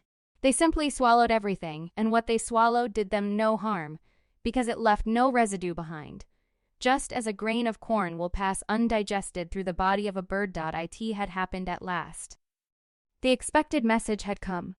All his life, it seemed to him, he'd been waiting for this to happen. He was walking down the long corridor at the ministry, and he was almost at the spot where Julia had slipped the note into his hand when he became aware that someone larger than himself was walking just behind him. The person, whoever it was, gave a small cough, evidently as a prelude to speaking. Winston stopped abruptly and turned. It was O'Brien! At last they were face to face, and it seemed that his only impulse was to run away. His heart bounded violently. He would have been incapable of speaking. O'Brien, however, had continued forward in the same movement, laying a friendly hand for a moment on Winston's arm so that the two of them were walking side by side. He began speaking with the peculiar grave courtesy that differentiated him from the majority of inner party members. "I had been hoping for an opportunity of talking to you," he said. "I was reading one of your Newspeak articles in the Times the other day. You take a scholarly interest in Newspeak, I believe?" Winston had recovered part of his self-possession. "Hardly scholarly," he said. "I'm only an amateur. It's not my subject. I have never had anything to do with the actual construction of the language." "But you write it very elegantly," said O'Brien. "That is not only my own opinion. I was talking recently to a friend of yours who is certainly an expert. His name has slipped my memory for the moment." Again Winston's heart stirred painfully. It was inconceivable that this was anything other than a reference to Sim. But Syme was not only dead, he was abolished, an unperson. Any identifiable reference to him would have been mortally dangerous. O'Brien's remark must obviously have been intended as a signal, a code word. By sharing a small act of thought crime, he had turned the two of them into accomplices. They had continued to stroll slowly down the corridor, but now O'Brien halted. With the curious, disarming friendliness that he always managed to put into the gesture, he resettled his spectacles on his nose. Then he went on, "What I had really intended to say was that in your article I noticed you had used two words which have become obsolete. But they have only become so very recently. Have you seen the 10th edition of the Newspeak Dictionary?" "No," said Winston. "I didn't think it had been issued yet. We are still using the 9th in the records department. The 10th edition is not due to appear for some months, I believe. But a few advance copies have been circulated. I have one myself. It might interest you to look at it, perhaps." "Very much so," said Winston, immediately seeing where this tended. "Some of the new developments are most ingenious. The reduction in the number of verbs that is the point that will appeal to you, I think. Let me see. Shall I send a messenger to you with the dictionary? But I'm afraid I invariably forget anything of that kind. Perhaps you could pick it up at my flat at some time that suited you? Wait, let me give you my address." They were standing in front of a telescreen. Somewhat absent-mindedly, O'Brien felt two of his pockets and then produced a small leather-covered notebook and a gold ink pencil. Immediately beneath the telescreen, in such a position that anyone who was watching at the other end of the instrument could read what he was writing, he scribbled an address, tore out the page, and handed it to Winston. "I am usually at home in the evenings," he said. "If not, my servant will give you the dictionary." He was gone, leaving Winston holding the scrap of paper, which this time there was no need to conceal. Nevertheless, he carefully memorized what was written on it, and some hours later dropped it into the memory hole along with a mass of other papers. They had been talking to one another for a couple of minutes at the most. There was only one meaning that the episode could possibly have. It had been contrived as a way of letting Winston know O'Brien's address. This was necessary because, except by direct enquiry, it was never possible to discover where anyone lived. There were no directories of any kind. "If you ever want to see me, this is where I can be found," was what O'Brien had been saying to him. Perhaps there would even be a message concealed somewhere in the dictionary. But at any rate, one thing was certain. The conspiracy that he had dreamed of did exist, and he had reached the outer edges of it. He knew that sooner or later he would obey O'Brien's summons. Perhaps tomorrow. Perhaps after a long delay, he was not certain. What was happening was only the working out of a process that had started years ago. The first step had been a secret, involuntary thought. The second had been the opening of the diary. He had moved from thoughts to words, and now from words to actions. The last step was something that would happen in the ministry of love. He had accepted it. The end was contained in the beginning. But it was frightening. Or, more exactly, it was like a foretaste of death, like being a little less alive. Even while he was speaking to O'Brien, when the meaning of the words had sunk in, a chilly, shuddering feeling had taken possession of his body. He had the sensation of stepping into the dampness of a grave, and it was not much better because he had always known that the grave was there and waiting for him. Winston had woken up with his eyes full of tears. Julia rolled sleepily against him, murmuring something that might have been, "What's the matter?" "I dreamt," he began, and stopped short. It was too complex to be put into words. There was the dream itself, and there was a memory connected with it that had swum into his mind in the few seconds after waking. He lay back with his eyes shut, still sodden in the atmosphere of the dream. It was a vast, luminous dream in which his whole life seemed to stretch out before him like a landscape on a summer evening after rain. It had all occurred inside the glass paperweight, but the surface of the glass was the dome of the sky, and inside the dome, everything was flooded with clear, soft light in which one could see into interminable distances. The dream had also been comprehended by Indeed. In some sense, it had consisted in a gesture of the arm made by his mother, and made again 30 years later by the Jewish woman he had seen on the news film trying to shelter the small boy from the bullets before the helicopter blew them both to pieces. "Do you know," he said, "that until this moment I believed I had murdered my mother?" "Why did you murder her?" said Julia, almost asleep. "I didn't murder her. Not physically." In the dream, he had remembered his last glimpse of his mother, and within a few moments of waking, the cluster of small events surrounding it had all come back. It was a memory that he must have deliberately pushed out of his consciousness over many years. He was not certain of the date, but he could not have been less than 10 years old, possibly 12, when it had happened. His father had disappeared some time earlier. How much earlier he could not remember. He remembered better the rackety, uneasy circumstances of the time, the periodical panics about air raids and the sheltering in-tube stations, the piles of rubble everywhere, the unintelligible proclamations posted at street corners, the gangs of youths in shirts all the same color, the enormous queues outside the bakeries, the intermittent machine gun fire in the distance above all, the fact that there was never enough to eat.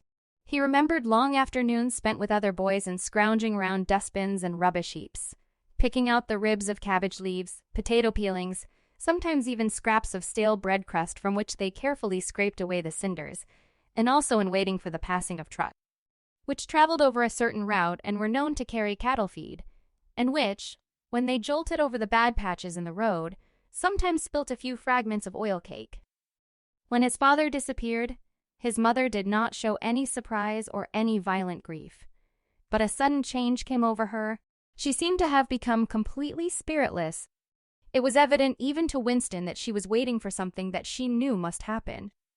She did everything that was needed, cooked, washed, mended, made the bed, swept the floor, dusted the mantelpiece, always very slowly and with a curious lack of superfluous motion, like an artist's lay figure moving of its own accord.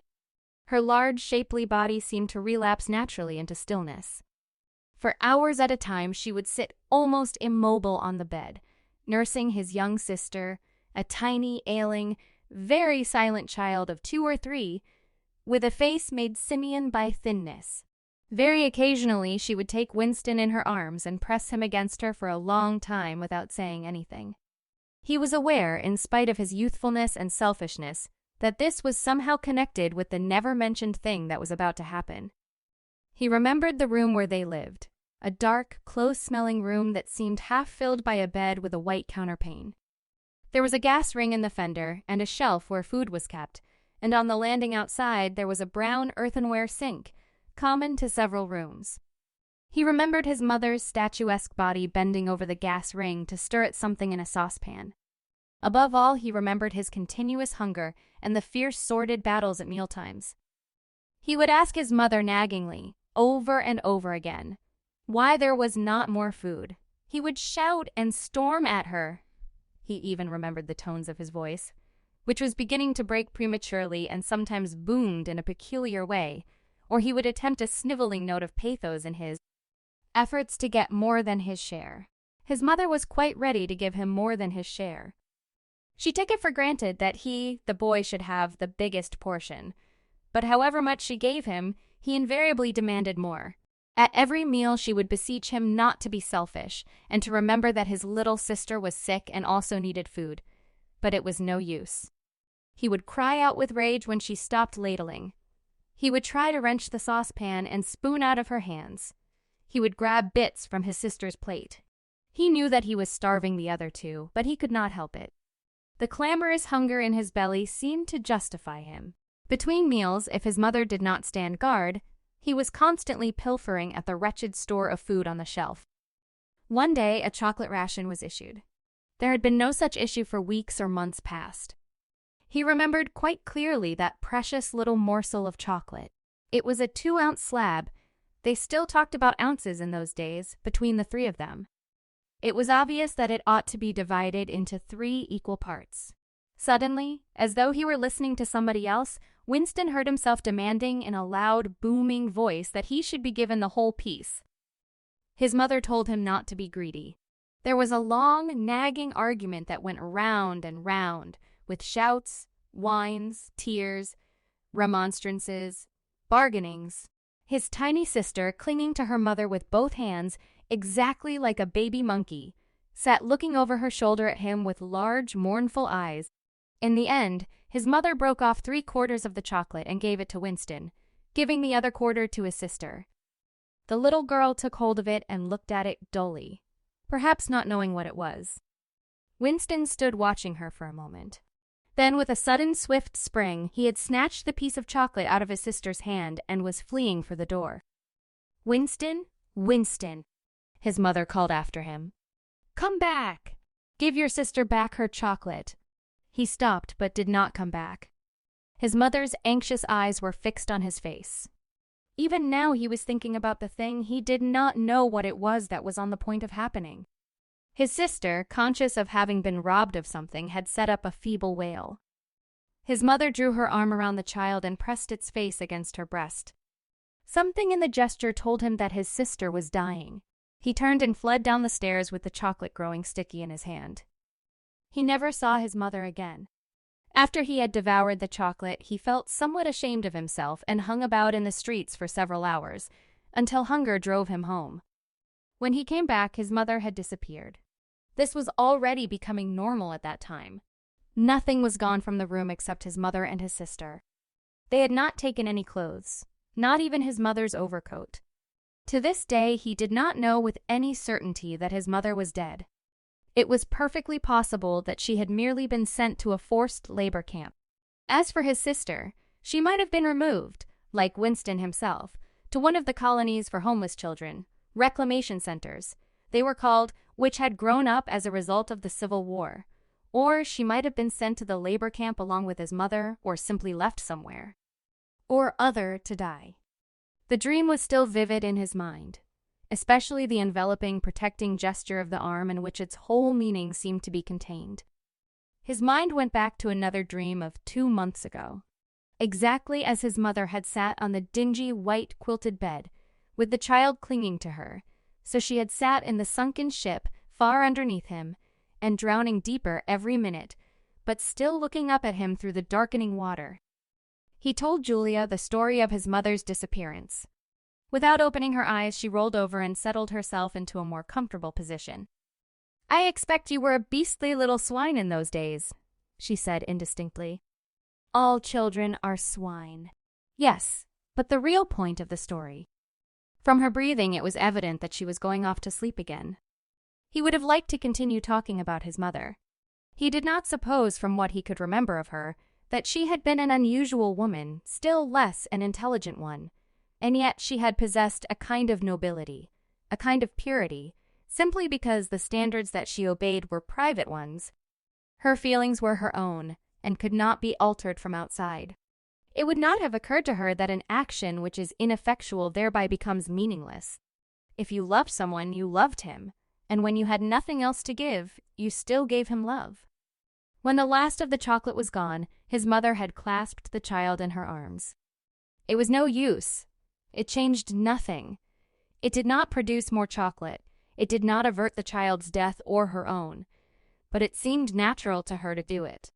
The refugee woman in the boat had also covered the little boy with her arm, which was no more use against the bullets than a sheet of paper. The terrible thing that the party had done was to persuade you that mere impulses, mere feelings, were of no account, while at the same time robbing you of all power over the material world. When once you were in the grip of the party, what you felt or did not feel, what you did or refrained from doing, made literally no difference. Whatever happened, you vanished, and neither you nor your actions were ever heard of again. You were lifted clean out of the stream of history, and yet to the people of only 2 generations ago, this would not have seemed all important, because they were not attempting to alter history. They were governed by private loyalties which they did not question. What mattered were individual relationships, and a completely helpless gesture, an embrace, a tear, a word spoken to a dying man, could have value in itself. The proles, it suddenly occurred to him, had remained in this condition. They were not loyal to a party or a country or an idea. They were loyal to one another. For the first time in his life, he did not despise the proles or think of them merely as an inert force, which would one day spring to life and regenerate the world. The proles had stayed human. They had not become hardened inside. They had held on to the primitive emotions which he himself had to relearn by conscious effort. And in thinking this, he remembered, without apparent relevance, how a few weeks ago he had seen a severed hand lying on the pavement, and had kicked it into the gutter as though it had been a cabbage stalk. "The proles are human beings," he said aloud. "We are not human." "Why not?" said Julia, who had woken up again. He thought for a little while. "Has it ever occurred to you," he said, "that the best thing for us to do would be simply to walk out of here before it's too late and never see each other again?" "Yes, dear, it has occurred to me several times. But I'm not going to do it all the same." "We've been lucky," he said, "but it can't last much longer. You're young. You look normal and innocent. If you keep clear of people like me, you might stay alive for another 50 years. No, I've thought it all out. What you do, I'm going to do. And don't be too downhearted. I'm rather good at staying alive. We may be together for another 6 months a year, there's no knowing. At the end, we're certain to be apart. Do you realize how utterly alone we shall be? When once they get hold of us, there will be nothing, literally nothing, that either of us can do for the other. If I confess, they'll shoot you, and if I refuse to confess, they'll shoot you just the same. Nothing that I can do or say or stop myself from saying will put off your death for as much as 5 minutes. Neither of us will even know whether the other is alive or dead. We shall be utterly without power of any kind. The one thing that matters is that we shouldn't betray one another, although even that can't make the slightest difference." "If you mean confessing," she said, "we shall do that, right enough. Everybody always confesses. You can't help it. They torture you. I don't mean confessing. Confession is not betrayal. What you say or do doesn't matter. Only feelings matter. If they could make me stop loving you, that would be the real betrayal. She thought it over. They can't do that, she said finally. It's the one thing they can't do. They can make you say anything, but they can't make you believe it. They can't get inside you. No, he said, a little more hopefully. No, that's quite true. They can't get inside you. If you can feel that staying human is worthwhile, even when it can't have any result whatever, you've beaten them. He thought of the telescreen with its never-sleeping ear. They could spy upon you night and day, but if you kept your head, you could still outwit them. With all their cleverness, they had never mastered the secret of finding out what another human being was thinking. Perhaps that was less true when you were actually in their hands. One did not know what happened inside the Ministry of Love, but it was possible to guess. Tortures, drugs, delicate instruments that registered your nervous reactions, gradual wearing down by sleeplessness and solitude and persistent questioning. Facts, at any rate, could not be kept hidden. They could be tracked down by enquiry. They could be squeezed out of you by torture. But if the object was not to stay alive but to stay human, what difference did it ultimately make? They could not alter your feelings. For that matter, you could not alter them yourself, even if you wanted to. They could lay bare in the utmost detail everything that you had done or said or thought, but the inner heart, whose workings were mysterious even to yourself, remained impregnable. They had done it. They had done it at last. The room they were standing in was long-shaped and softly lit. The telescreen was dimmed to a low murmur. The richness of the dark blue carpet gave one the impression of treading on velvet. At the far end of the room, O'Brien was sitting at a table under a green-shaded lamp, with a mass of papers on either side of him. He had not bothered to look up when the servant showed Julia and Winston in. Winston's heart was thumping so hard that he doubted whether he would be able to speak.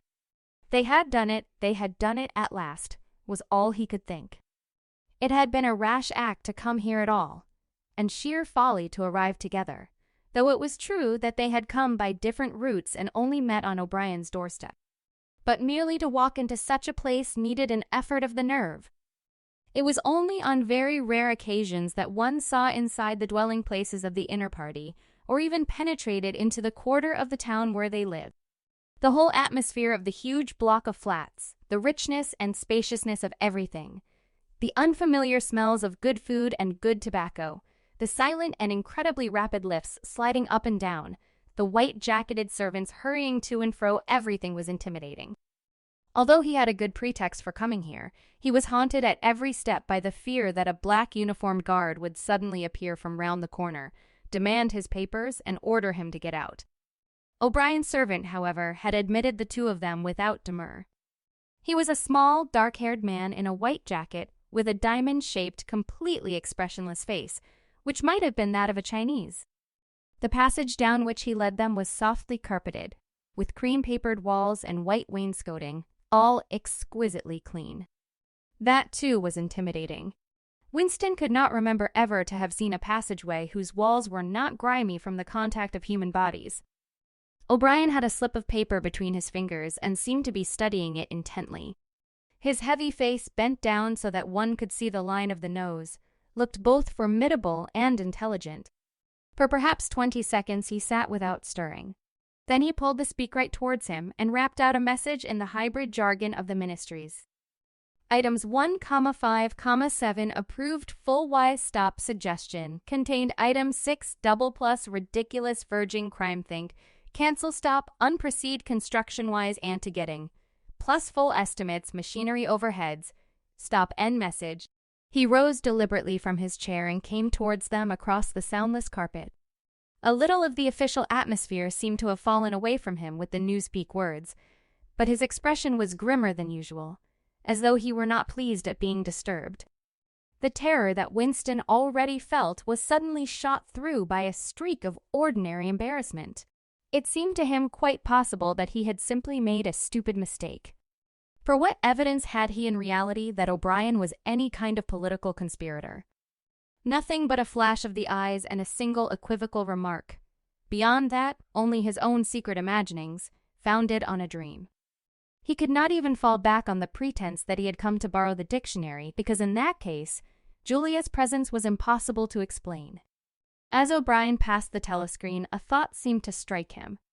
He stopped, turned aside, and pressed a switch on the wall. There was a sharp snap. The voice had stopped. Julia uttered a tiny sound, a sort of squeak of surprise. Even in the midst of his panic, Winston was too much taken aback to be able to hold his tongue. "You can turn it off," he said. "Yes," said O'Brien, "we can turn it off. We have that privilege." He was opposite them now. His solid form towered over the pair of them, and the expression on his face was still indecipherable. He was waiting, somewhat sternly, for Winston to speak. But about what? Even now it was quite conceivable that he was simply a busy man wondering irritably why he had been interrupted. Nobody spoke.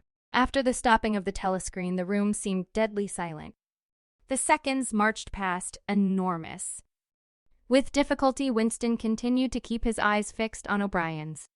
Then suddenly the grim face broke down into what might have been the beginnings of a smile. With his characteristic gesture, O'Brien resettled his spectacles on his nose. "Shall I say it, or will you?" he said. "I will say it," said Winston promptly. "That thing is really turned off?" "Yes, everything is turned off. We are alone.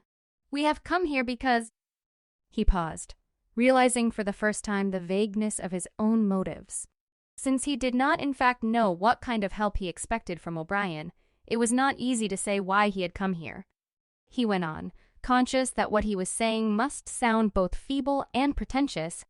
"We believe that there is some kind of conspiracy, some kind of secret organization working against the party, and that you are involved in it.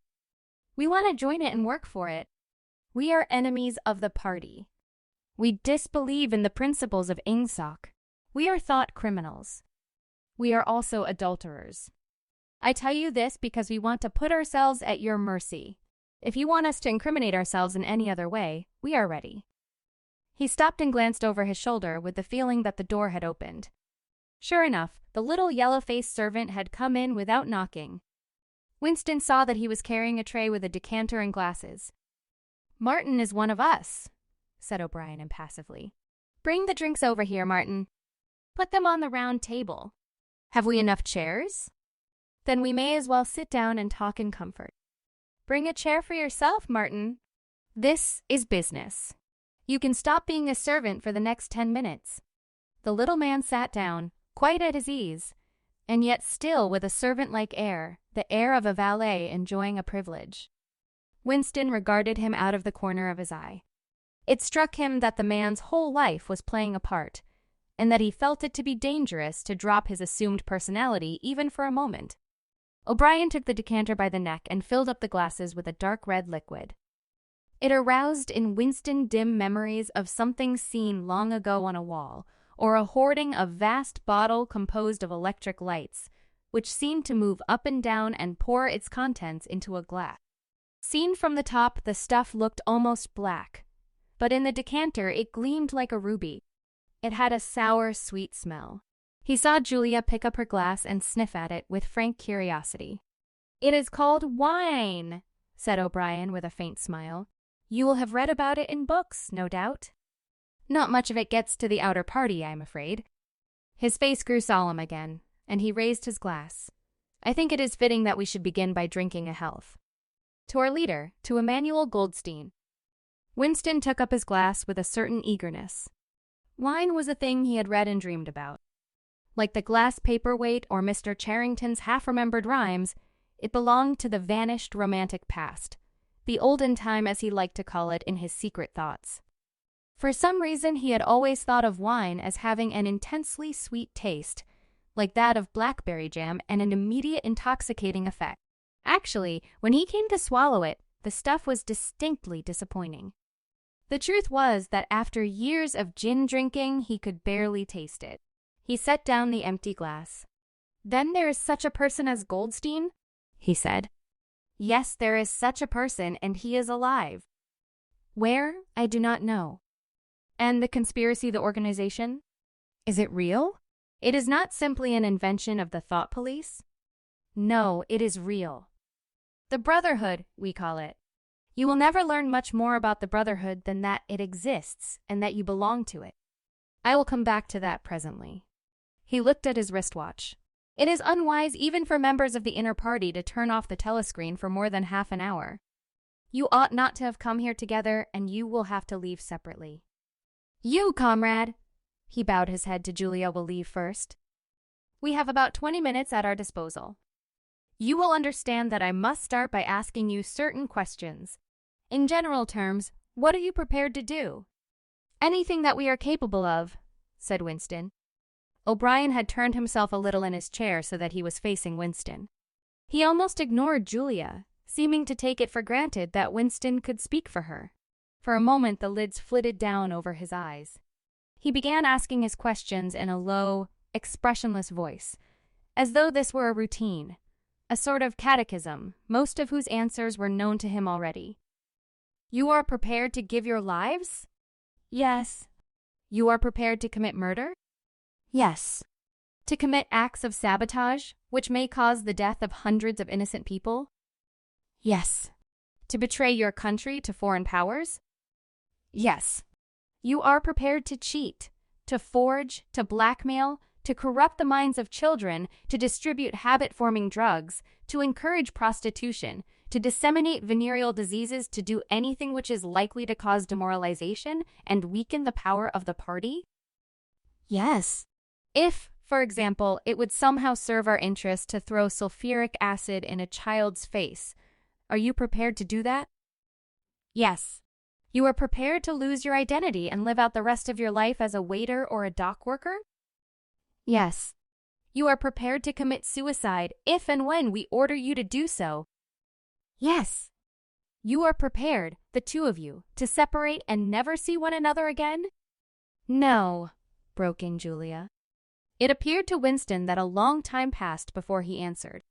For a moment he seemed even to have been deprived of the power of speech. His tongue worked soundlessly, forming the opening syllables first of one word, then of the other, over and over again. Until he had said it, he did not know which word he was going to say. No, he said finally. You did well to tell me, said O'Brien. It is necessary for us to know everything. He turned himself toward Julia and added in a voice with somewhat more expression in it. Do you understand that even if he survives, it may be as a different person? We may be obliged to give him a new identity. His face, his movements, the shape of his hands, the color of his hair, even his voice would be different. And you yourself might have become a different person. Our surgeons can alter people beyond recognition. Sometimes it is necessary. Sometimes we even amputate a limb. Winston could not help snatching another sidelong glance at Martin's Mongolian face. There were no scars that he could see. Julia had turned a shade paler so that her freckles were showing, but she faced O'Brien boldly. She murmured something that seemed to be assent. Good. Then that is settled. There was a silver box of cigarettes on the table. With a rather absent-minded air, O'Brien pushed them towards the others, took one himself, then stood up and began to pace slowly to and fro, as though he could think better standing. They were very good cigarettes, very thick and well-packed, with an unfamiliar silkiness in the paper. O'Brien looked at his wristwatch again. You had better go back to your pantry, Martin, he said. I shall switch on in a quarter of an hour. Take a good look at these comrades' faces before you go. You will be seeing them again. I may not. Exactly as they had done at the front door, the little man's dark eyes flickered over their faces. There was not a trace of friendliness in his manner. He was memorizing their appearance, but he felt no interest in them, or appeared to feel none. It occurred to Winston that a synthetic face was perhaps incapable of changing its expression. Without speaking or giving any kind of salutation, Martin went out, closing the door silently behind him. O'Brien was strolling up and down, one hand in the pocket of his black overalls, the other holding his cigarette. You understand, he said, that you will be fighting in the dark. You will always be in the dark. You will receive orders and you will obey them, without knowing why. Later I shall send you a book from which you will learn the true nature of the society we live in, and the strategy by which we shall destroy it. When you have read the book, you will be full members of the Brotherhood. But between the general aims that we are fighting for and the immediate tasks of the moment, you will never know anything.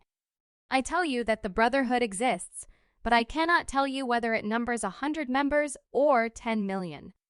From your personal knowledge, you will never be able to say that it numbers even as many as a dozen. You will have 3 or 4 contacts, who will be renewed from time to time as they disappear. As this was your first contact, it will be preserved. When you receive orders, they will come from me. If we find it necessary to communicate with you, it will be through Martin. When you are finally caught, you will confess. That is unavoidable. But you will have very little to confess other than your own actions. You will not be able to betray more than a handful of unimportant people. Probably you will not even betray me. By that time, I may be dead, or I shall have become a different person, with a different face. He continued to move to and fro over the soft carpet. In spite of the bulkiness of his body, there was a remarkable grace in his movements. It came out even in the gesture with which he thrust a hand into his pocket, or manipulated a cigarette. More even than of strength, he gave an impression of confidence and of an understanding tinged by irony. However much in earnest he might be, he had nothing of the single-mindedness that belongs to a fanatic. When he spoke of murder, suicide, venereal disease, amputated limbs, and altered faces, it was with a faint air of persiflage. This is unavoidable, his voice seemed to say. This is what we have got to do, unflinchingly. But this is not what we shall be doing when life is worth living again. A wave of admiration, almost of worship, flowed out from Winston towards O'Brien. For the moment he had forgotten the shadowy figure of Goldstein. When he looked at O'Brien's powerful shoulders and his blunt-featured face, so ugly and yet so civilized, it was impossible to believe that he could be defeated. There was no stratagem that he was not equal to, no danger that he could not foresee. Even Julia seemed to be impressed. She had let her cigarette go out and was listening intently. O'Brien went on. You will have heard rumors of the existence of the Brotherhood. No doubt you have formed your own picture of it. You have imagined, probably, a huge underworld of conspirators, meeting secretly in cellars, scribbling messages on walls, recognizing one another by code words or by special movements of the hand. Nothing of the kind exists. The members of the Brotherhood have no way of recognizing one another, and it is impossible for any one member to be aware of the identity of more than a few others. Goldstein himself, if he fell into the hands of the thought police, could not give them a complete list of members, or any information that would lead them to a complete list. No such list exists. The Brotherhood cannot be wiped out because it is not an organization in the ordinary sense. Nothing holds it together except an idea which is indestructible. You will never have anything to sustain you except the idea. You will get no comradeship and no encouragement. When finally you are caught, you will get no help. We never help our members. At most, when it is absolutely necessary that someone should be silenced, we are occasionally able to smuggle a razor blade into a prisoner cell. You will have to get used to living without results and without hope. You will work for a while, you will be caught, you will confess, and then you will die. Those are the only results that you will ever see. There is no possibility that any perceptible change will happen within our own lifetime.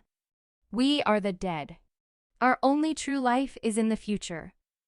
We shall take part in it as handfuls of dust and splinters of bone. But how far away that future may be, there is no knowing. It might be 1,000 years. At present, nothing is possible except to extend the area of sanity little by little. We cannot act collectively. We can only spread our knowledge outwards from individual to individual, generation after generation. In the face of the thought police, there is no other way.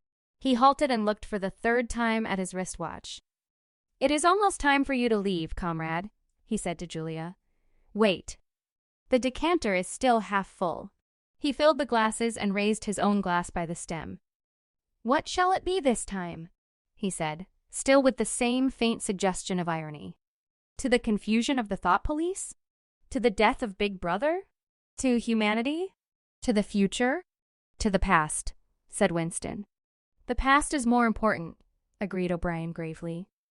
They emptied their glasses, and a moment later, Julia stood up to go. O'Brien took a small box from the top of a cabinet and handed her a flat white tablet, which he told her to place on her tongue. It was important, he said, not to go out smelling of wine. The lift attendants were very observant. As soon as the door had shut behind her, he appeared to forget her existence. He took another pace or two up and down, then stopped.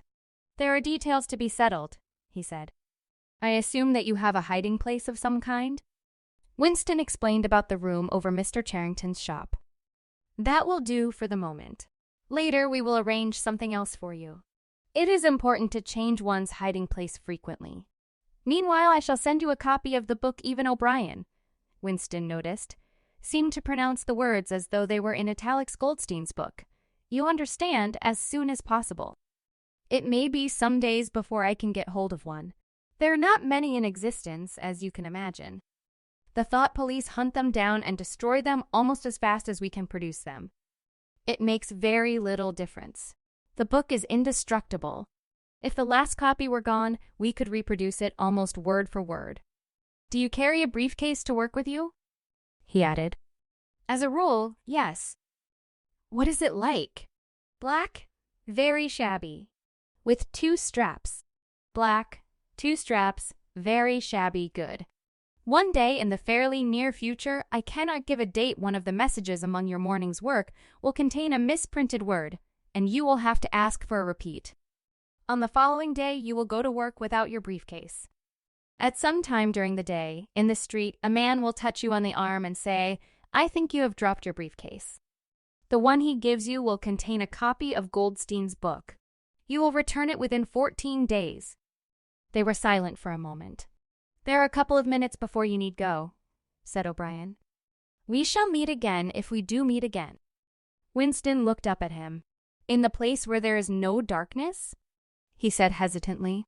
O'Brien nodded without appearance of surprise. In the place where there is no darkness, he said, as though he had recognized the allusion. And in the meantime, is there anything that you wish to say before you leave? Any message? Any question? Winston thought. There did not seem to be any further question that he wanted to ask. Still less did he feel any impulse to utter high-sounding generalities. Instead of anything directly connected with O'Brien or the Brotherhood, there came into his mind a sort of composite picture of the dark bedroom where his mother had spent her last days, and the little room over Mr. Charrington's shop, and the glass paperweight, and the steel engraving in its rosewood frame. Almost at random, he said, Did you ever happen to hear an old rhyme that begins oranges and lemons? Say the bells of Est Clements? Again, O'Brien nodded. With a sort of grave courtesy, he completed the stanza. Oranges and lemons, say the bells of Est Clements.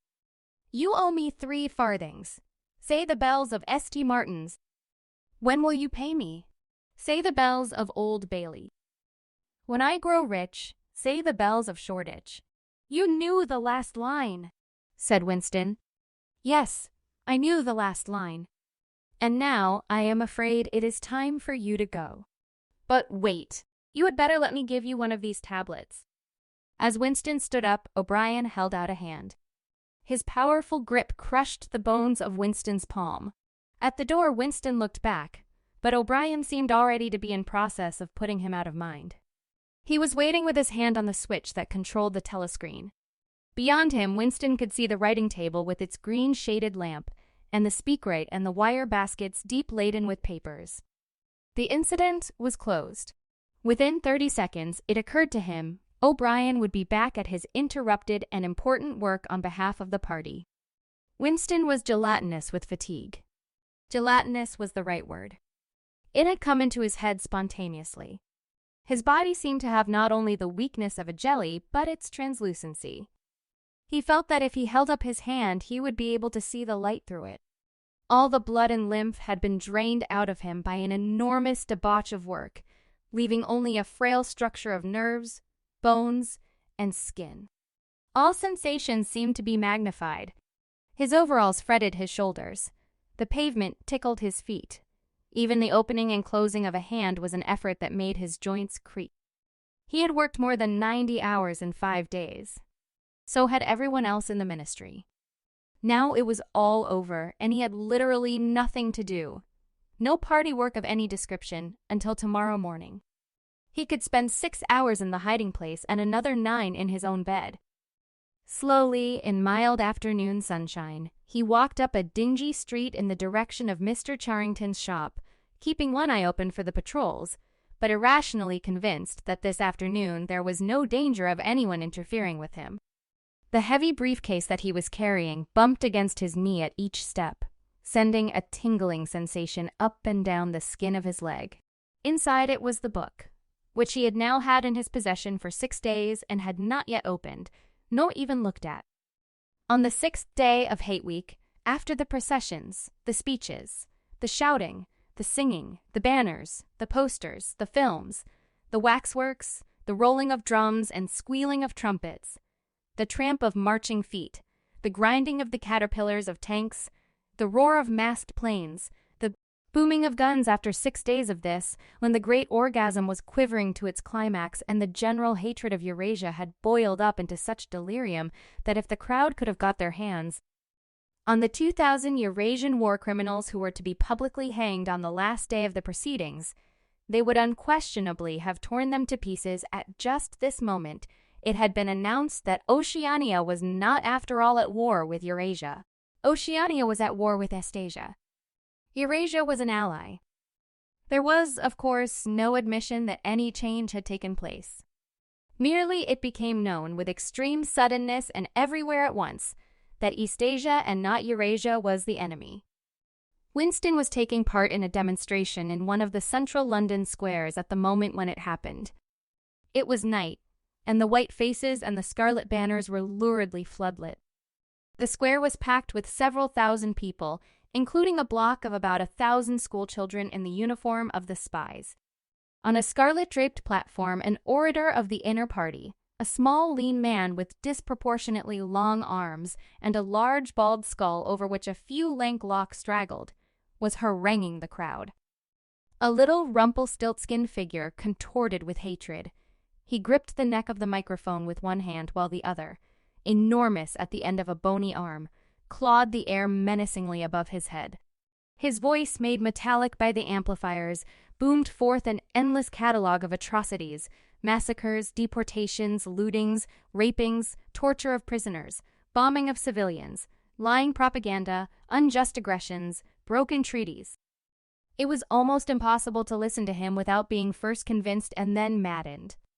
At every few moments, the fury of the crowd boiled over, and the voice of the speaker was drowned by a wild beast-like roaring that rose uncontrollably from thousands of throats. The most savage yells of all came from the schoolchildren. The speech had been proceeding for perhaps 20 minutes when a messenger hurried onto the platform and a scrap of paper was slipped into the speaker's hand.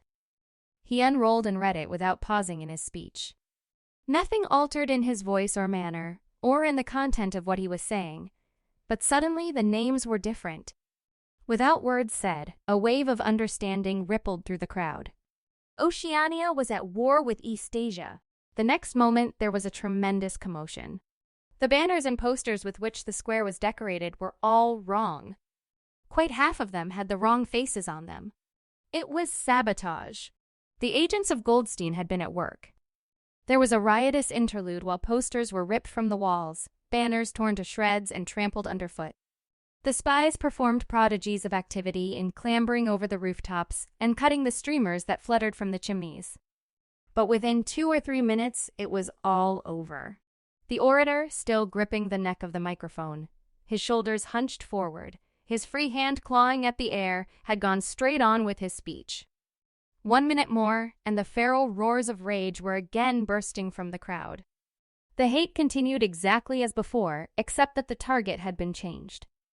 The thing that impressed Winston in looking back was that the speaker had switched from one line to the other, actually in mid-sentence, not only without a pause, but without even breaking the syntax. But at the moment he had other things to preoccupy him.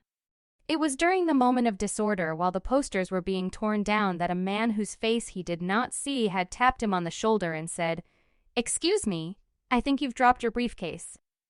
He took the briefcase abstractedly, without speaking. He knew that it would be days before he had an opportunity to look inside it. The instant that the demonstration was over, he went straight to the Ministry of Truth, though the time was now nearly 23 hours. The entire staff of the ministry had done likewise. The orders already issuing from the telescreen, recalling them to their posts, were hardly necessary. Oceania was at war with Eastasia. Oceania had always been at war with Eastasia. A large part of the political literature of 5 years was now completely obsolete. Reports and records of all kinds, newspapers, books, pamphlets, films, soundtracks, photographs, all had to be rectified at lightning speed. Although no directive was ever issued, it was known that the chiefs of the department intended that within 1 week, no reference to the war with Eurasia or the alliance with Eastasia should remain in existence anywhere. The work was overwhelming, all the more so because the processes that it involved could not be called by their true names. Everyone in the records department worked 18 hours in the 24, with 2 3-hour snatches of sleep. Mattresses were brought up from the cellars and pitched all over the corridors. Meals consisted of sandwiches and Victory coffee wheeled around on trolleys by attendants from the canteen. Each time that Winston broke off for one of his spells of sleep, he tried to leave his desk clear of work, and each time that he crawled back sticky-eyed and aching, it was to find that another shower of paper cylinders had covered the desk like a snowdrift, half burying the speakwrite and overflowing onto the floor, so that the first job was always to stack them into a neat enough pile to give him room to work. What was worst of all was that the work was by no means purely mechanical. Often it was enough merely to substitute one name for another, but any detailed report of events demanded care and imagination. Even the geographical knowledge that one needed in transferring the war from one part of the world to another was considerable. By the 3rd day, his eyes ached unbearably, and his spectacles needed wiping every few minutes. It was like struggling with some crushing physical task, something which one had the right to refuse, and which one was nevertheless neurotically anxious to accomplish. Insofar as he had time to remember it, he was not troubled by the fact that every word he murmured into the speakwrite, every stroke of his ink pencil, was a deliberate lie. He was as anxious as anyone else in the department that the forgery should be perfect. On the morning of the 6th day, the dribble of cylinders slowed down. For as much as half an hour nothing came out of the tube, then one more cylinder, then nothing. Everywhere at about the same time the work was easing off. A deep and, as it were, secret sigh went through the department. A mighty deed, which could never be mentioned, had been achieved. It was now impossible for any human being to prove by documentary evidence that the war with Eurasia had ever happened. At 1200, it was unexpectedly announced that all workers in the ministry were free till tomorrow morning. Winston, still carrying the briefcase containing the book, which had remained between his feet while he worked and under his body while he slept, went home, shaved himself, and almost fell asleep in his bath, although the water was barely more than tepid. With a sort of voluptuous creaking in his joints, he climbed the stair above Mr. Charrington's shop. He was tired, but not sleepy any longer. He opened the window, lit the dirty little oil stove, and put on a pan of water for coffee. Julia would arrive presently. Meanwhile, there was the book. He sat down in the sluttish armchair and undid the straps of the briefcase. A heavy black volume, amateurishly bound, with no name or title on the cover. The print also looked slightly irregular. The pages were worn at the edges and fell apart, easily, as though the book had passed through many hands. The inscription on the title page ran, "The Theory and Practice of Oligarchical Collectivism," by Emanuel Goldstein. Winston began reading. Chapter: Ignorance is Strength. Throughout recorded time, and probably since the end of the Neolithic Age, there have been 3 kinds of people in the world: the high, the middle, and the low. They have been subdivided in many ways. They have borne countless different names, and their relative numbers, as well as their attitude towards one another, have varied from age to age, but the essential structure of society has never altered. Even after enormous upheavals and seemingly irrevocable changes, the same pattern has always reasserted itself, just as a gyroscope will always return to equilibrium, however far it is pushed one way or the other. The aims of these groups are entirely irreconcilable. Winston stopped reading, chiefly in order to appreciate the fact that he was reading, in comfort and safety. He was alone. No telescreen, no ear at the keyhole, no nervous impulse to glance over his shoulder or cover the page with his hand. The sweet summer air played against his cheek. From somewhere far away there floated the faint shouts of children. In the room itself there was no sound except the insect voice of the clock. He settled deeper into the armchair and put his feet up on the fender. It was bliss. It was eternity. Suddenly, as one sometimes does with a book of which one knows that one will ultimately read and reread every word, he opened it at a different place and found himself at chapter II. He went on reading. Chapter I. War is peace. The splitting up of the world into 3 great superstates was an event which could be and indeed was foreseen before the middle of the 20th century. With the absorption of Europe by Russia and of the British Empire by the United States, 2 of the 3 existing powers, Eurasia and Oceania, were already effectively in being. The third, Eastasia, only emerged as a distinct unit after another decade of confused fighting. The frontiers between the 3 superstates are in some places arbitrary, and in others they fluctuate according to the fortunes of war, but in general they follow geographical lines. Eurasia comprises the whole of the northern part of the European and Asiatic landmass, from Portugal to the Bering Strait. Oceania comprises the Americas, the Atlantic Islands, including the British Isles, Australasia, and the southern portion of Africa. Eastasia, smaller than the others and with a less definite western frontier, comprises China and the countries to the south of it, the Japanese islands, and a large but fluctuating portion of Manchuria, Mongolia, and Tibet. In one combination or another, these 3 superstates are permanently at war, and have been so for the past 25 years. War, however, is no longer the desperate, annihilating struggle that it was in the early decades of the 20th century. It is a warfare of limited aims between combatants who are unable to destroy one another, have no material cause for fighting, and are not divided by any genuine ideological difference. This is not to say that either the conduct of war or the prevailing attitude towards it has become less bloodthirsty or more chivalrous. On the contrary, war hysteria is continuous and universal in all countries, and such acts as raping, looting, the slaughter of children, the reduction of whole populations to slavery, and reprisals against prisoners which extend even to boiling and burying alive, are looked upon as normal, and, when they are committed by one's own side and not by the enemy, meritorious. But in a physical sense, war involves very small numbers of people, mostly highly trained specialists, and causes comparatively few casualties. The fighting, when there is any, takes place on the vague frontiers whose whereabouts the average man can only guess at, or round the floating fortresses, which guard strategic spots on the sea lanes. In the centers of civilization, war means no more than a continuous shortage of consumption goods, and the occasional crash of a rocket bomb which may cause a few scores of deaths. War has in fact changed its character. More exactly, the reasons for which war is waged have changed in their order of importance.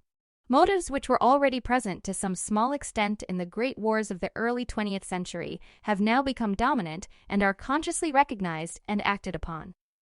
To understand the nature of the present warfare in spite of the regrouping which occurs every few years, it is always the same war. One must realize in the first place that it is impossible for it to be decisive. None of the 3 superstates could be definitively conquered even by the other 2 in combination. They are too evenly matched, and their natural defenses are too formidable. Eurasia is protected by its vast land spaces, Oceania by the width of the Atlantic and the Pacific, Eastasia by the fecundity and industriousness of its inhabitants. Secondly, there is no longer, in a material sense, anything to fight about. With the establishment of self-contained economies in which production and consumption are geared to one another, the scramble for markets, which was a main cause of previous wars, has come to an end, while the competition for raw materials is no longer a matter of life and death. In any case, each of the 3 superstates is so vast that it can obtain almost all the materials that it needs within its own boundaries. Insofar as the war has a direct economic purpose, It is a war for labor power. Between the frontiers of the superstates, and not permanently in the possession of any of them, there lies a rough quadrilateral with its corners at Tangier, Brazzaville, Darwin, and Hong Kong, containing within it about a fifth of the population of the Earth. It is for the possession of these thickly populated regions, and of the northern ice cap, that the three powers are constantly struggling. In practice, no one power ever controls the whole of the disputed area. Portions of it are constantly changing hands, and it is the chance of seizing this or that fragment by a sudden stroke of treachery that dictates the endless changes of alignment. All of the disputed territories contain valuable minerals, and some of them yield important vegetable products such as rubber, which in colder climates it is necessary to synthesize by comparatively expensive methods. But above all, they contain a bottomless reserve of cheap labor.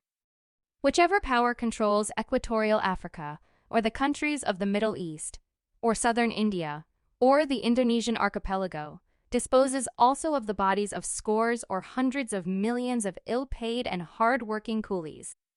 The inhabitants of these areas, reduced more or less openly to the status of slaves, pass continually from conqueror to conqueror and are expended like so much coal or oil in the race to turn out more armaments, to capture more territory, to control more labor power, to turn out more armaments, to capture more territory, and so on indefinitely.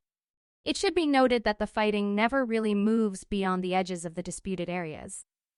The frontiers of Eurasia flow back and forth between the basin of the Congo and the northern shore of the Mediterranean. The islands of the Indian Ocean and the Pacific are constantly being captured and recaptured by Oceania or by Asia. In Mongolia, the dividing line between Eurasia and Eastasia is never stable. Round the pole, all three powers lay claim to enormous territories, which in fact are largely uninhabited and unexplored, but the balance of power always remains roughly even, and the territory which forms the heartland of each superstate always remains inviolate. Moreover, the labor of the exploited peoples around the equator is not really necessary to the world's economy. They add nothing to the wealth of the world, since whatever they produce is used for purposes of war, and the object of waging a war is always to be in a better position in which to wage another war. By their labor, the slave populations allow the tempo of continuous warfare to be speeded up. But if they did not exist, the structure of world society, and the process by which it maintains itself, would not be essentially different. The primary aim of modern warfare, in accordance with the principles of doublethink, this aim is simultaneously recognized and not recognized by the directing brains of the inner party, is to use up the products of the machine without raising the general standard of living. Ever since the end of the 19th century, the problem of what to do with the surplus of consumption goods has been latent in industrial society.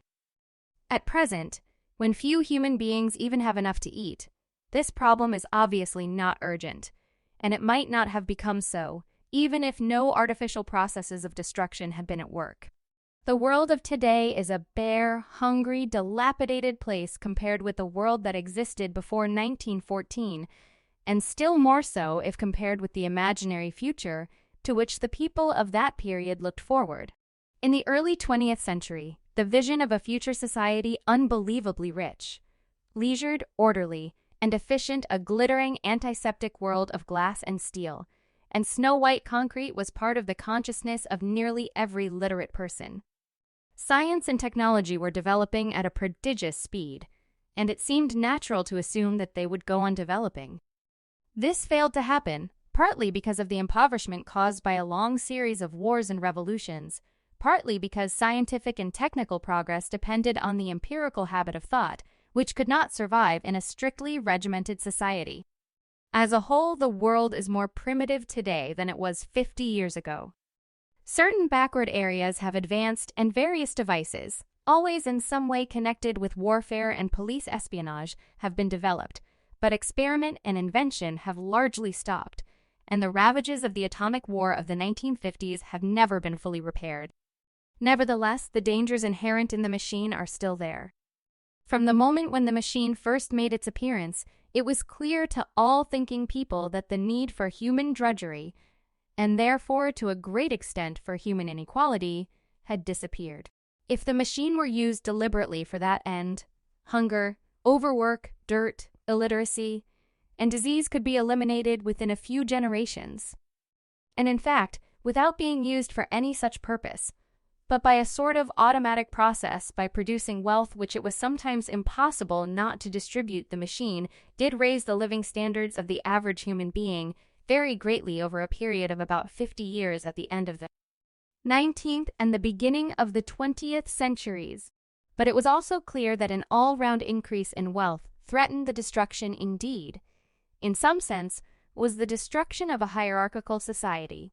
In a world in which everyone worked short hours, had enough to eat, lived in a house with a bathroom and a refrigerator, and possessed a motor car or even an airplane, the most obvious and perhaps the most important form of inequality would already have disappeared. If it once became general, wealth would confer no distinction. It was possible, no doubt, to imagine a society in which wealth, in the sense of personal possessions and luxuries, should be evenly distributed, while power remained in the hands of a small privileged caste. But in practice, such a society could not long remain stable. For if leisure and security were enjoyed by all alike, the great mass of human beings who are normally stupefied by poverty would become literate and would learn to think for themselves. And when once they had done this, they would sooner or later realize that the privileged minority had not function, and they would sweep it away. In the long run, a hierarchical society was only possible on a basis of poverty and ignorance. To return to the agricultural past, as some thinkers about the beginning of the 20th century dreamed of doing, was not a practicable solution. It conflicted with the tendency towards mechanization, which had become quasi-instinctive throughout almost the whole world. And moreover, any country which remained industrially backward was helpless in a military sense and was bound to be dominated, directly or indirectly, by its more advanced rivals. Nor was it a satisfactory solution to keep the masses in poverty by restricting the output of goods. This happened to a great extent during the final phase of capitalism, roughly between 1920 and 1940. The economy of many countries was allowed to stagnate. Land went out of cultivation. Capital equipment was not added to. Great blocks of the population were prevented from working and kept half alive by state charity. But this, too, entailed military weakness, and since the privations it inflicted were obviously unnecessary, it made opposition inevitable. The problem was how to keep the wheels of industry turning without increasing the real wealth of the world. Goods must be produced, but they must not be distributed. And in practice, the only way of achieving this was by continuous warfare. The essential act of war is destruction, not necessarily of human lives, but of the products of human labor. War is a way of shattering to pieces, or pouring into the stratosphere, or sinking in the depths of the sea, materials which might otherwise be used to make the masses too comfortable, and hence, in the long run, too intelligent.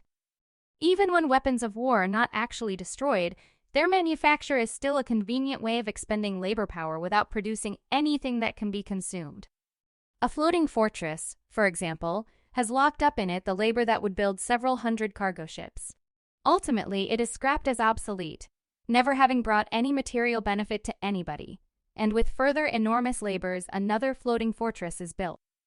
In principle, the war effort is always so planned as to eat up any surplus that might exist after meeting the bare needs of the population. In practice, the needs of the population are always underestimated, with the result that there is a chronic shortage of half the necessities of life, but this is looked on as an advantage. It is deliberate policy to keep even the favored groups somewhere near the brink of hardship, because a general state of scarcity increases the importance of small privileges and thus magnifies the distinction between one group and another. By the standards of the early 20th century, even a member of the inner party lives an austere, laborious kind of life. Nevertheless, the few luxuries that he does enjoy, his large, well-appointed flat, the better texture of his clothes, the better quality of his food and drink and tobacco, his 2 or 3 servants, his private motor car or helicopter set him in a different world from a member of the outer party. And the members of the outer party have a similar advantage in comparison with the submerged masses whom we call the proles. The social atmosphere is that of a besieged city, where the possession of a lump of horseflesh makes the difference between wealth and poverty. And at the same time, the consciousness of being at war, and therefore in danger, makes the handing over of all power to a small caste seem the natural, unavoidable condition of survival. War, it will be seen, accomplishes the necessary destruction, but accomplishes it in a psychologically acceptable way. In principle, it would be quite simple to waste the surplus labor of the world by building temples and pyramids, by digging holes and filling them up again, or even by producing vast quantities of goods and then setting fire to them. But this would provide only the economic and not the emotional basis for a hierarchical society. What is concerned here is not the morale of masses, whose attitude is unimportant so long as they are kept steadily at work, but the morale of the party itself. Even the humblest party member is expected to be competent, industrious, and even intelligent within narrow limits, but it is also necessary that he should be a credulous and ignorant fanatic whose prevailing moods are fear, hatred, adulation, and orgiastic triumph. In other words, it is necessary that he should have the mentality appropriate to a state of war. It does not matter whether the war is actually happening, and since no decisive victory is possible, it does not matter whether the war is going well or badly. All that is needed is that a state of war should exist. The splitting of the intelligence which the party requires of its members, and which is more easily achieved in an atmosphere of war, is now almost universal. But the higher up the ranks one goes, the more marked it becomes. It is precisely in the inner party that war hysteria and hatred of the enemy are strongest. In his capacity as an administrator, it is often necessary for a member of the inner party to know that this or that item of war news is untruthful, and he may often be aware that the entire war is spurious and is either not happening or is being waged for purposes quite other than the declared ones, but such knowledge is easily neutralized by the technique of doublethink. Meanwhile, no inner party member wavers for an instant in his mystical belief that the war is real and that it is bound to end victoriously, with Oceania the undisputed master of the entire world. All members of the inner party believe in this coming conquest as an article of faith. It is to be achieved either by gradually acquiring more and more territory, and so building up an overwhelming preponderance of power, or by the discovery of some new and unanswerable weapon. The search for new weapons continues unceasingly and is one of the very few remaining activities in which the inventive or speculative type of mind can find any outlet. In Oceania at the present day, science, in the old sense, has almost ceased to exist. In Newspeak, there is no word for science, the empirical method of thought, on which all the scientific achievements of the past were founded, is opposed to the most fundamental principles of Ingsoc. And even technological progress only happens when its products can in some way be used for the diminution of human liberty. In all the useful arts, the world is either standing still or going backwards. The fields are cultivated with horseplows while books are written by machinery. But in matters of vital importance, meaning, in effect, war and police espionage, the empirical approach is still encouraged, or at least tolerated. The two aims of the party are to conquer the whole surface of the earth and to extinguish once and for all the possibility of independent thought. There are therefore two great problems which the party is concerned to solve. One is how to discover, against his will, what another human being is thinking, and the other is how to kill several 100 million people in a few seconds without giving warning beforehand. Insofar as scientific research still continues, this is its subject matter.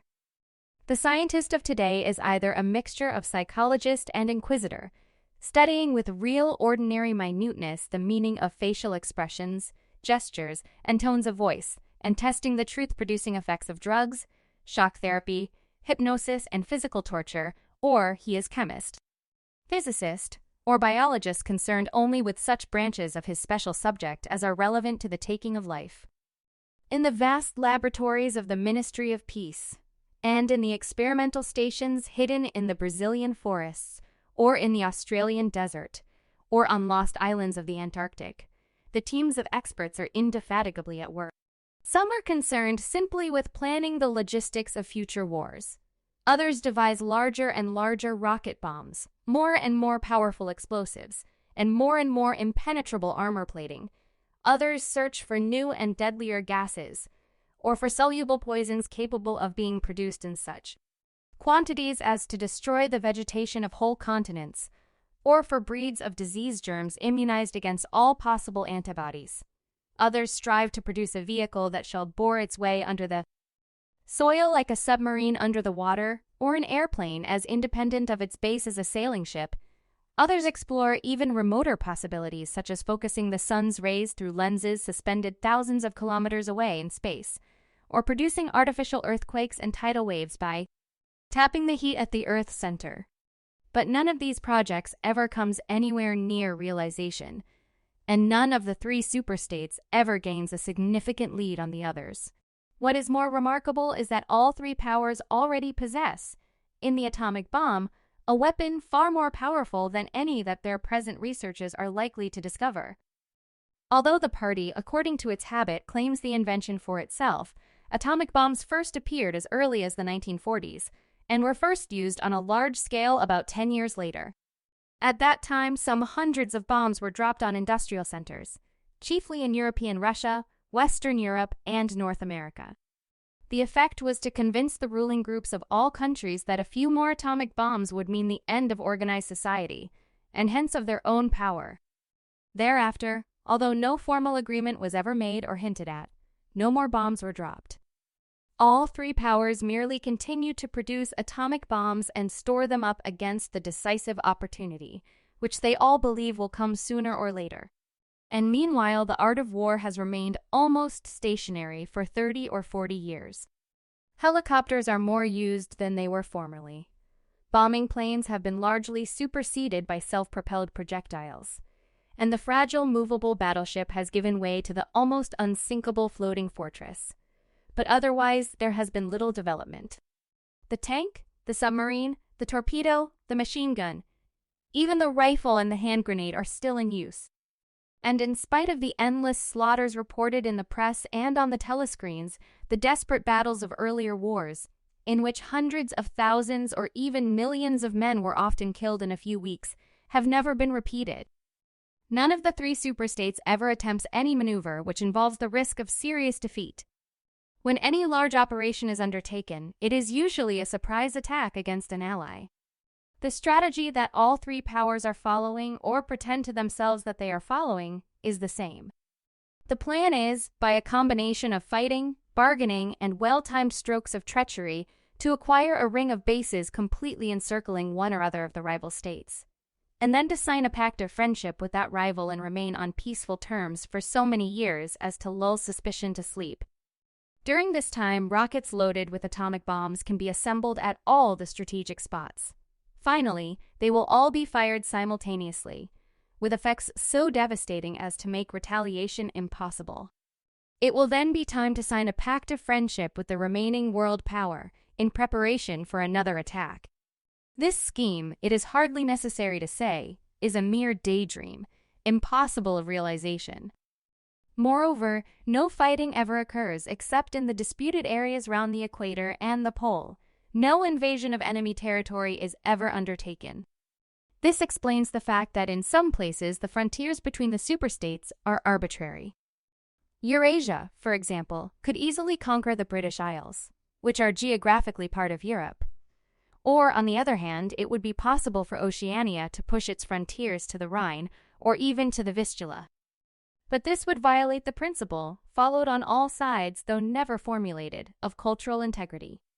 If Oceania were to conquer the areas that used once to be known as France and Germany, it would be necessary either to exterminate the inhabitants, a task of great physical difficulty, or to assimilate a population of about 100 million people, who, so far as technical development goes, are roughly on the oceanic level. The problem is the same for all three superstates. It is absolutely necessary to their structure that there should be no contact with foreigners, except, to a limited extent, with war prisoners and colored slaves. Even the official ally of the moment is always regarded with the darkest suspicion. War prisoners apart, the average citizen of Oceania never sets eyes on a citizen of either Eurasia or Eastasia, and he is forbidden the knowledge of foreign languages. If he were allowed contact with foreigners, he would discover that they are creatures similar to himself, and that most of what he has been told about them is lies. The sealed world in which he lives would be broken, and the fear, hatred, and self-righteousness on which his morale depends might evaporate. It is therefore realized on all sides that however often Persia or Egypt or Java or Ceylon may change hands, the main frontiers must never be crossed by anything except bombs. Under this lies a fact never mentioned aloud, but tacitly understood and acted upon.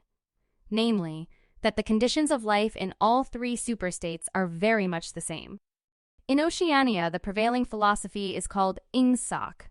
In Eurasia, it is called Neo-Bolshevism, and in Eastasia, it is called by a Chinese name usually translated as death worship, but perhaps better rendered as obliteration of the self. The citizen of Oceania is not allowed to know anything of the tenets of the other two philosophies, but he is taught to execrate them as barbarous outrages upon morality and common sense. Actually, the three philosophies are barely distinguishable, and the social systems which they support are not distinguishable at all. Everywhere there is the same pyramidal structure, the same worship of semi-divine leader, the same economy existing by and for continuous warfare. It follows that the three superstates not only cannot conquer one another, but would gain no advantage by doing so. On the contrary, so long as they remain in conflict, they prop one another up, like three sheaves of corn. And, as usual, the ruling groups of all three powers are simultaneously aware and unaware of what they are doing. Their lives are dedicated to world conquest, but they also know that it is necessary that the war should continue everlastingly and without victory. Meanwhile, the fact that there is no danger of conquest makes possible the denial of reality, which is the special feature of Ingsoc and its rival systems of thought. Here it is necessary to repeat what has been said earlier, that by becoming continuous war has fundamentally changed its character. In past ages, a war, almost by definition, was something that sooner or later came to an end, usually an unmistakable victory or defeat. In the past, also, war was one of the main instruments by which human societies were kept in touch with physical reality. All rulers in all ages have tried to impose a false view of the world upon their followers, but they could not afford to encourage any illusion that tended to impair military efficiency. So long as defeat meant the loss of independence, or some other result generally held to be undesirable, the precautions against defeat had to be serious. Physical facts could not be ignored. In philosophy or religion, or ethics, politics, two and one make fight when one was designing a gun or an airplane, they had to make four. Inefficient nations were always conquered sooner or later, and the struggle for efficiency was inimical to illusions. Moreover, to be efficient, it was necessary to be able to learn from the past, which meant having a fairly accurate idea of what had happened in the past. Newspapers and history books were, of course, always colored and biased, but falsification of the kind that is practiced today would have been impossible. War was a sure safeguard of sanity, and so far as the ruling classes were concerned, it was probably the most important of all safeguards. While wars could be won or lost, no ruling class could be completely irresponsible. But when war becomes literally continuous, it also ceases to be dangerous. When war is continuous, there is no such thing as military necessity. Technical progress can cease, and the most palpable facts can be denied or disregarded. As we have seen, researches that could be called scientific are still carried out for the purposes of war, but they are essentially a kind of daydreaming, and their failure to show results is not important. Efficiency, even military efficiency, is no longer needed. Nothing is efficient in Oceania except the thought police. Since each of the three superstates is unconquerable, each is in effect a separate universe within which almost any perversion of thought can be safely practiced. Reality only exerts its pressure through the needs of everyday life, the need to eat and drink, to get shelter and clothing, to avoid swallowing poison, or stepping out of top-story windows, and the like. Between life and death, and between physical pleasure and physical pain, there is still a distinction, but that is all. Cut off from contact with the outer world and with the past, The citizen of Oceania is like a man in interstellar space who has no way of knowing which direction is up and which is down. The rulers of such a state are absolute, as the pharaohs or the Caesars could not be. They are obliged to prevent their followers from starving to death in numbers large enough to be inconvenient, and they are obliged to remain at the same low level of military technique as their rivals. But once that minimum is achieved, they can twist reality into whatever shape they choose. The war, therefore, if we judge it by the standards of previous wars, is merely an imposture. It is like the battles between certain ruminant animals whose horns are set at such an angle that they are incapable of hurting one another. But though it is unreal, it is not meaningless. It eats up the surplus of consumable goods, and it helps to preserve the special mental atmosphere that a hierarchical society needs. War, it will be seen, is now a purely internal affair. In the past, the ruling groups of all countries, although they might recognize their common interest and therefore limit the destructiveness of war, did fight against one another, and the victor always plundered the vanquished. In our own day, they are not fighting against one another at all. The war is waged by each ruling group against its own subjects, and the object of the war is not to make or prevent conquests of territory, but to keep the structure of society intact. The very word war, therefore, has become misleading. It would probably be accurate to say that by becoming continuous, war has ceased to exist. The peculiar pressure that it exerted on human beings between the Neolithic age and the early 20th century has disappeared and been replaced by something quite different. The effect would be much the same if the three superstates, instead of fighting one another, should agree to live in perpetual peace, each inviolate within its own boundaries. For in that case, each would still be a self-contained universe, freed forever from the sobering influence of external danger. A peace that was truly permanent would be the same as a permanent war. This, although the vast majority of party members understand it only in a shallower sense, is the inner meaning of the party slogan, "War is peace." Winston stopped reading for a moment. Somewhere in remote distance, a rocket bomb thundered. The blissful feeling of being alone with the forbidden book in a room with no telescreen had not worn off. Solitude and safety were physical sensations, mixed up somehow with the tiredness of his body, the softness of the chair, the touch of the faint breeze from the window that played upon his cheek. The book fascinated him, or more exactly, it reassured him. In a sense, it told him nothing that was new, but that was part of the attraction. It said what he would have said if it had been possible for him to set his scattered thoughts in order. It was the product of a mind similar to his own, but enormously more powerful, more systematic, less fear-ridden. The best books, he perceived, are those that tell you what you know already. He had just turned back to Chapter I when he heard Julia's footstep on the stair and started out of his chair to meet her. She dumped her brown tool bag on the floor and flung herself into his arms. It was more than a week since they had seen one another. "I've got the book," he said as they disentangled themselves. "Oh, you've got it. Good," she said without much interest, and almost immediately knelt down beside the oil stove to make the coffee. They did not return to the subject until they had been in bed for half an hour. The evening was just cool enough to make it worthwhile to pull up the counterpane. From below came the familiar sound of singing and the scrape of boots on the flagstones. The brawny, red-armed woman who Winston had seen there on his first visit was almost a fixture in the yard. There seemed to be no hour of daylight when she was not marching to and fro between the washtub and the line, alternately gagging herself with clothes pegs and breaking forth into lusty song. Julia had settled down on her side and seemed to be already on the point of falling asleep. He reached out for the book, which was lying on the floor, and sat up against the bedhead.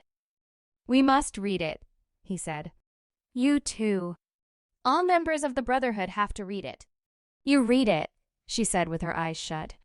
"Read it aloud. That's the best way. Then you can explain it to me as you go." The clock's hand said 6, meaning 18. They had 3 or 4 hours ahead of them. He propped the book against his knees and began reading. Chapter I. Ignorance is strength. Throughout recorded time, and probably since the end of the Neolithic age, there have been 3 kinds of people in the world: the high, the middle, and the low. They have been subdivided in many ways. They have borne countless different names, and their relative numbers, as well as their attitude towards one another, have varied from age to age, but the essential structure of society has never altered. Even after enormous upheavals and seemingly irrevocable changes, the same pattern has always reasserted itself, just as a gyroscope will always return to equilibrium, however far it is pushed one way or the other. "Julia, are you awake?" said Winston. "Yes, my love, I'm listening." "Go on." "It's marvelous." He continued reading. "The aims of these three groups are entirely irreconcilable. The aim of the high is to remain where they are. The aim of the middle is to change places with the high. The aim of the low, when they have an aim for it, is an abiding characteristic of the low that they are too much crushed by drudgery to be more than intermittently conscious of anything outside their daily lives, is to abolish all distinctions and create a society in which all men shall be equal. Thus, throughout history, a struggle which is the same in its main outlines recurs over and over again. For long periods, the high seem to be securely in power. But sooner or later, there always comes a moment when they lose either their belief in themselves or their capacity to govern efficiently, or both. They are then overthrown by the middle, who enlist the low on their side by pretending to them that they are fighting for liberty and justice. As soon as they have reached their objective, the middle thrusts the low back into their old position of servitude, and themselves become the high. Presently, a new middle group splits off from one of the other groups, or from both of them, and the struggle begins over again. Of the three groups, only the low are never even temporarily successful in achieving their aims. It would be an exaggeration to say that throughout history there has been no progress of a material kind. Even today, in a period of decline, the average human being is physically better off than he was a few centuries ago. But no advance in wealth, no softening of manners, no reform or revolution has ever brought human equality a millimeter nearer. From the point of view of the low, no historic change has ever meant much more than a change in the name of their masters. By the late 19th century, the recurrence of this pattern had become obvious to many observers. There then rose schools of thinkers who interpreted history as a cyclical process and claimed to show that inequality was the unalterable law of human life. This doctrine, of course, had always had its adherents, but in the manner in which it was now put forward, there was a significant change. In the past, the need for a hierarchical form of society had been the doctrine specifically of the high. It had been preached by kings and aristocrats, and by the priests, lawyers, and the like who were parasitical upon them, and it had generally been softened by promises of compensation in an imaginary world beyond the grave. The middle, so long as it was struggling for power, had always made use of such terms as freedom, justice, and fraternity. Now, however, the concept of human brotherhood began to be assailed by people who were not yet in positions of command, but merely hoped to be so before long. In the past, the middle had made revolutions under the banner of equality, and then had established a fresh tyranny as soon as the old one was overthrown. The new middle groups, in effect, proclaimed their tyranny beforehand. Socialism, a theory which appeared in the early 19th century and was the last link in a chain of thought stretching back to the slave rebellions of antiquity, was still deeply infected by the utopianism of past ages. But in each variant of socialism that appeared from about 1900 onwards, the aim of establishing liberty and equality was more and more openly abandoned. The new movements which appeared in the middle years of the century, Ingsoc in Oceania, Neo-Bolshevism in Eurasia, death worship, as it is commonly called in East Asia, had the conscious aim of perpetuating unfreedom and inequality. These new movements, of course, grew out of the old ones and tended to keep their names and pay lip service to their ideology. But the purpose of all of them was to arrest progress and freeze history at a chosen moment. The familiar pendulum swing was to happen once more and then stop. As usual, the high were to be turned out by the middle, who would then become the high, but this time, by conscious strategy, the high would be able to maintain their position permanently. The new doctrines arose partly because of the accumulation of historical knowledge and the growth of the historical sense, which had hardly existed before the 19th century. The cyclical movement of history was now intelligible, or appeared to be so, and if it was intelligible, then it was alterable. But the principal underlying cause was that as early as the beginning of the 20th century, human equality had become technically possible. It was still true that men were not equal in their native talents, and that functions had to be specialized in ways that favored some individuals against others, but there was no longer any real need for class distinctions or for large differences of wealth. In earlier ages, class distinctions had been not only inevitable, but desirable. Inequality was the price of civilization. With the development of machine production, however, the case was altered. Even if it was still necessary for human beings to do different kinds of work, it was no longer necessary for them to live at different social or economic levels. Therefore, from the point of view of the new groups who were on the point of seizing power, human equality was no longer an ideal to be striven after, but a danger to be averted. In more primitive ages, when a just and peaceful society was in fact not possible, it had been fairly easy to believe it. The idea of an earthly paradise in which men should live together in a state of brotherhood, without laws and without brute labor, had haunted the human imagination for thousands of years. And this vision had had a certain hold even on the groups who actually profited by each historical change. The heirs of the French, English, and American revolutions had partly believed in their own phrases about the rights of man, freedom of speech, equality before the law, and the like, and have even allowed their conduct to be influenced by them to some extent. But by the fourth decade of the 20th century, all the main currents of political thought were authoritarian. The earthly paradise had been discredited at exactly the moment when it became realizable. Every new political theory, by whatever name it called itself, led back to hierarchy and regimentation. And in the general hardening of outlook that set in round about 1930, practices which had been long abandoned, in some cases for hundreds of years imprisonment without trial, the use of war prisoners as slaves, public executions, torture to extract confessions, the use of hostages, and the deportation of whole populations not only became common again, but were tolerated and even defended by people who considered themselves enlightened and progressive. It was only after a decade of national wars, civil wars, revolutions, and counter-revolutions in all parts of the world that Ingsoc and its rivals emerged as fully worked-out political theories.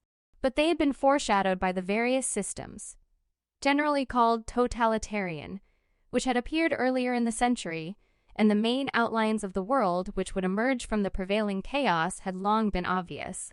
What kind of people would control this world had been equally obvious. The new aristocracy was made up for the most part of bureaucrats, scientists, technicians, trade union organizers, publicity experts, sociologists, teachers, journalists, and professional politicians.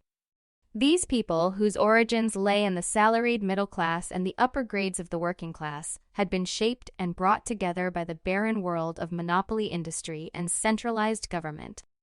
As compared with their opposite numbers in past ages, they were less avaricious, less tempted by luxury, hungrier for pure power, and, above all, more conscious of what they were doing and more intent on crushing opposition. This last difference was cardinal. By comparison with that existing today, all the tyrannies of the past were half-hearted and inefficient. The ruling groups were always infected to some extent by liberal ideas and were content to leave loose ends everywhere, to regard only the overt act and to be uninterested in what their subjects were thinking. Even the Catholic Church of the Middle Ages was tolerant by modern standards. Part of the reason for this was that in the past, no government had the power to keep its citizens under constant surveillance. The invention of print, however, made it easier to manipulate public opinion, and the film and the radio carried the process further. With the development of television and the technical advance which made it possible to receive and transmit simultaneously on the same instrument, private life came to an end. Every citizen, or at least every citizen important enough to be worth watching, could be kept for 24 hours a day under the eyes of the police and in the sound of official propaganda, with all other channels of communication closed. The possibility of enforcing not only complete obedience to the will of the state, but complete uniformity of opinion on all subjects now existed for the first time. After the revolutionary period of the 50s and 60s, society regrouped itself, as always, into high, middle, and low. But the new high group, unlike all its forerunners, did not act upon instinct but knew what was needed to safeguard its position. It had long been realized that the only secure basis for oligarchy is collectivism. Wealth and privilege are most easily defended when they are possessed jointly. The so-called abolition of private property, which took place in the middle years of the century, meant, in effect, the concentration of property in far fewer hands than before, but with this difference that the new owners were a group instead of a mass of individuals. Individually, no member of the party owns anything except petty personal belongings. Collectively, the party owns everything in Oceania because it controls everything and disposes of the products as it thinks fit. In the years following the revolution, it was able to step into this commanding position almost unopposed because the whole process was represented as an act of collectivization. It had always been assumed that if the capitalist class were expropriated, socialism must follow, and unquestionably, the capitalists had been expropriated. Factories, mines, land, houses, transport, everything had been taken away from them. And since these things were no longer private property, it followed that they must be public property. Ingsoc, which grew out of the earlier socialist movement and inherited its phraseology, has in fact carried out the main item in the socialist program, with the result, foreseen and intended beforehand, that economic inequality has been made permanent. But the problems of perpetuating a hierarchical society go deeper than this. There are only 4 ways in which a ruling group can fall from power. Either it is conquered from without, or it governs so inefficiently that the masses are stirred to revolt, or it allows a strong and discontented middle group to come into being, or it loses its own self-confidence and willingness to govern. These causes do not operate singly, and as a rule all 4 of them are present in some degree. A ruling class which could guard against all of them would remain in power permanently. Ultimately, the determining factor is the mental attitude of the ruling class itself. After the middle of the present century, the first danger had in reality disappeared. Each of the 3 powers which now divide the world is in fact unconquerable, and could only become conquerable through slow demographic changes, which a government with wide powers can easily avert. The second danger, also, is only a theoretical one.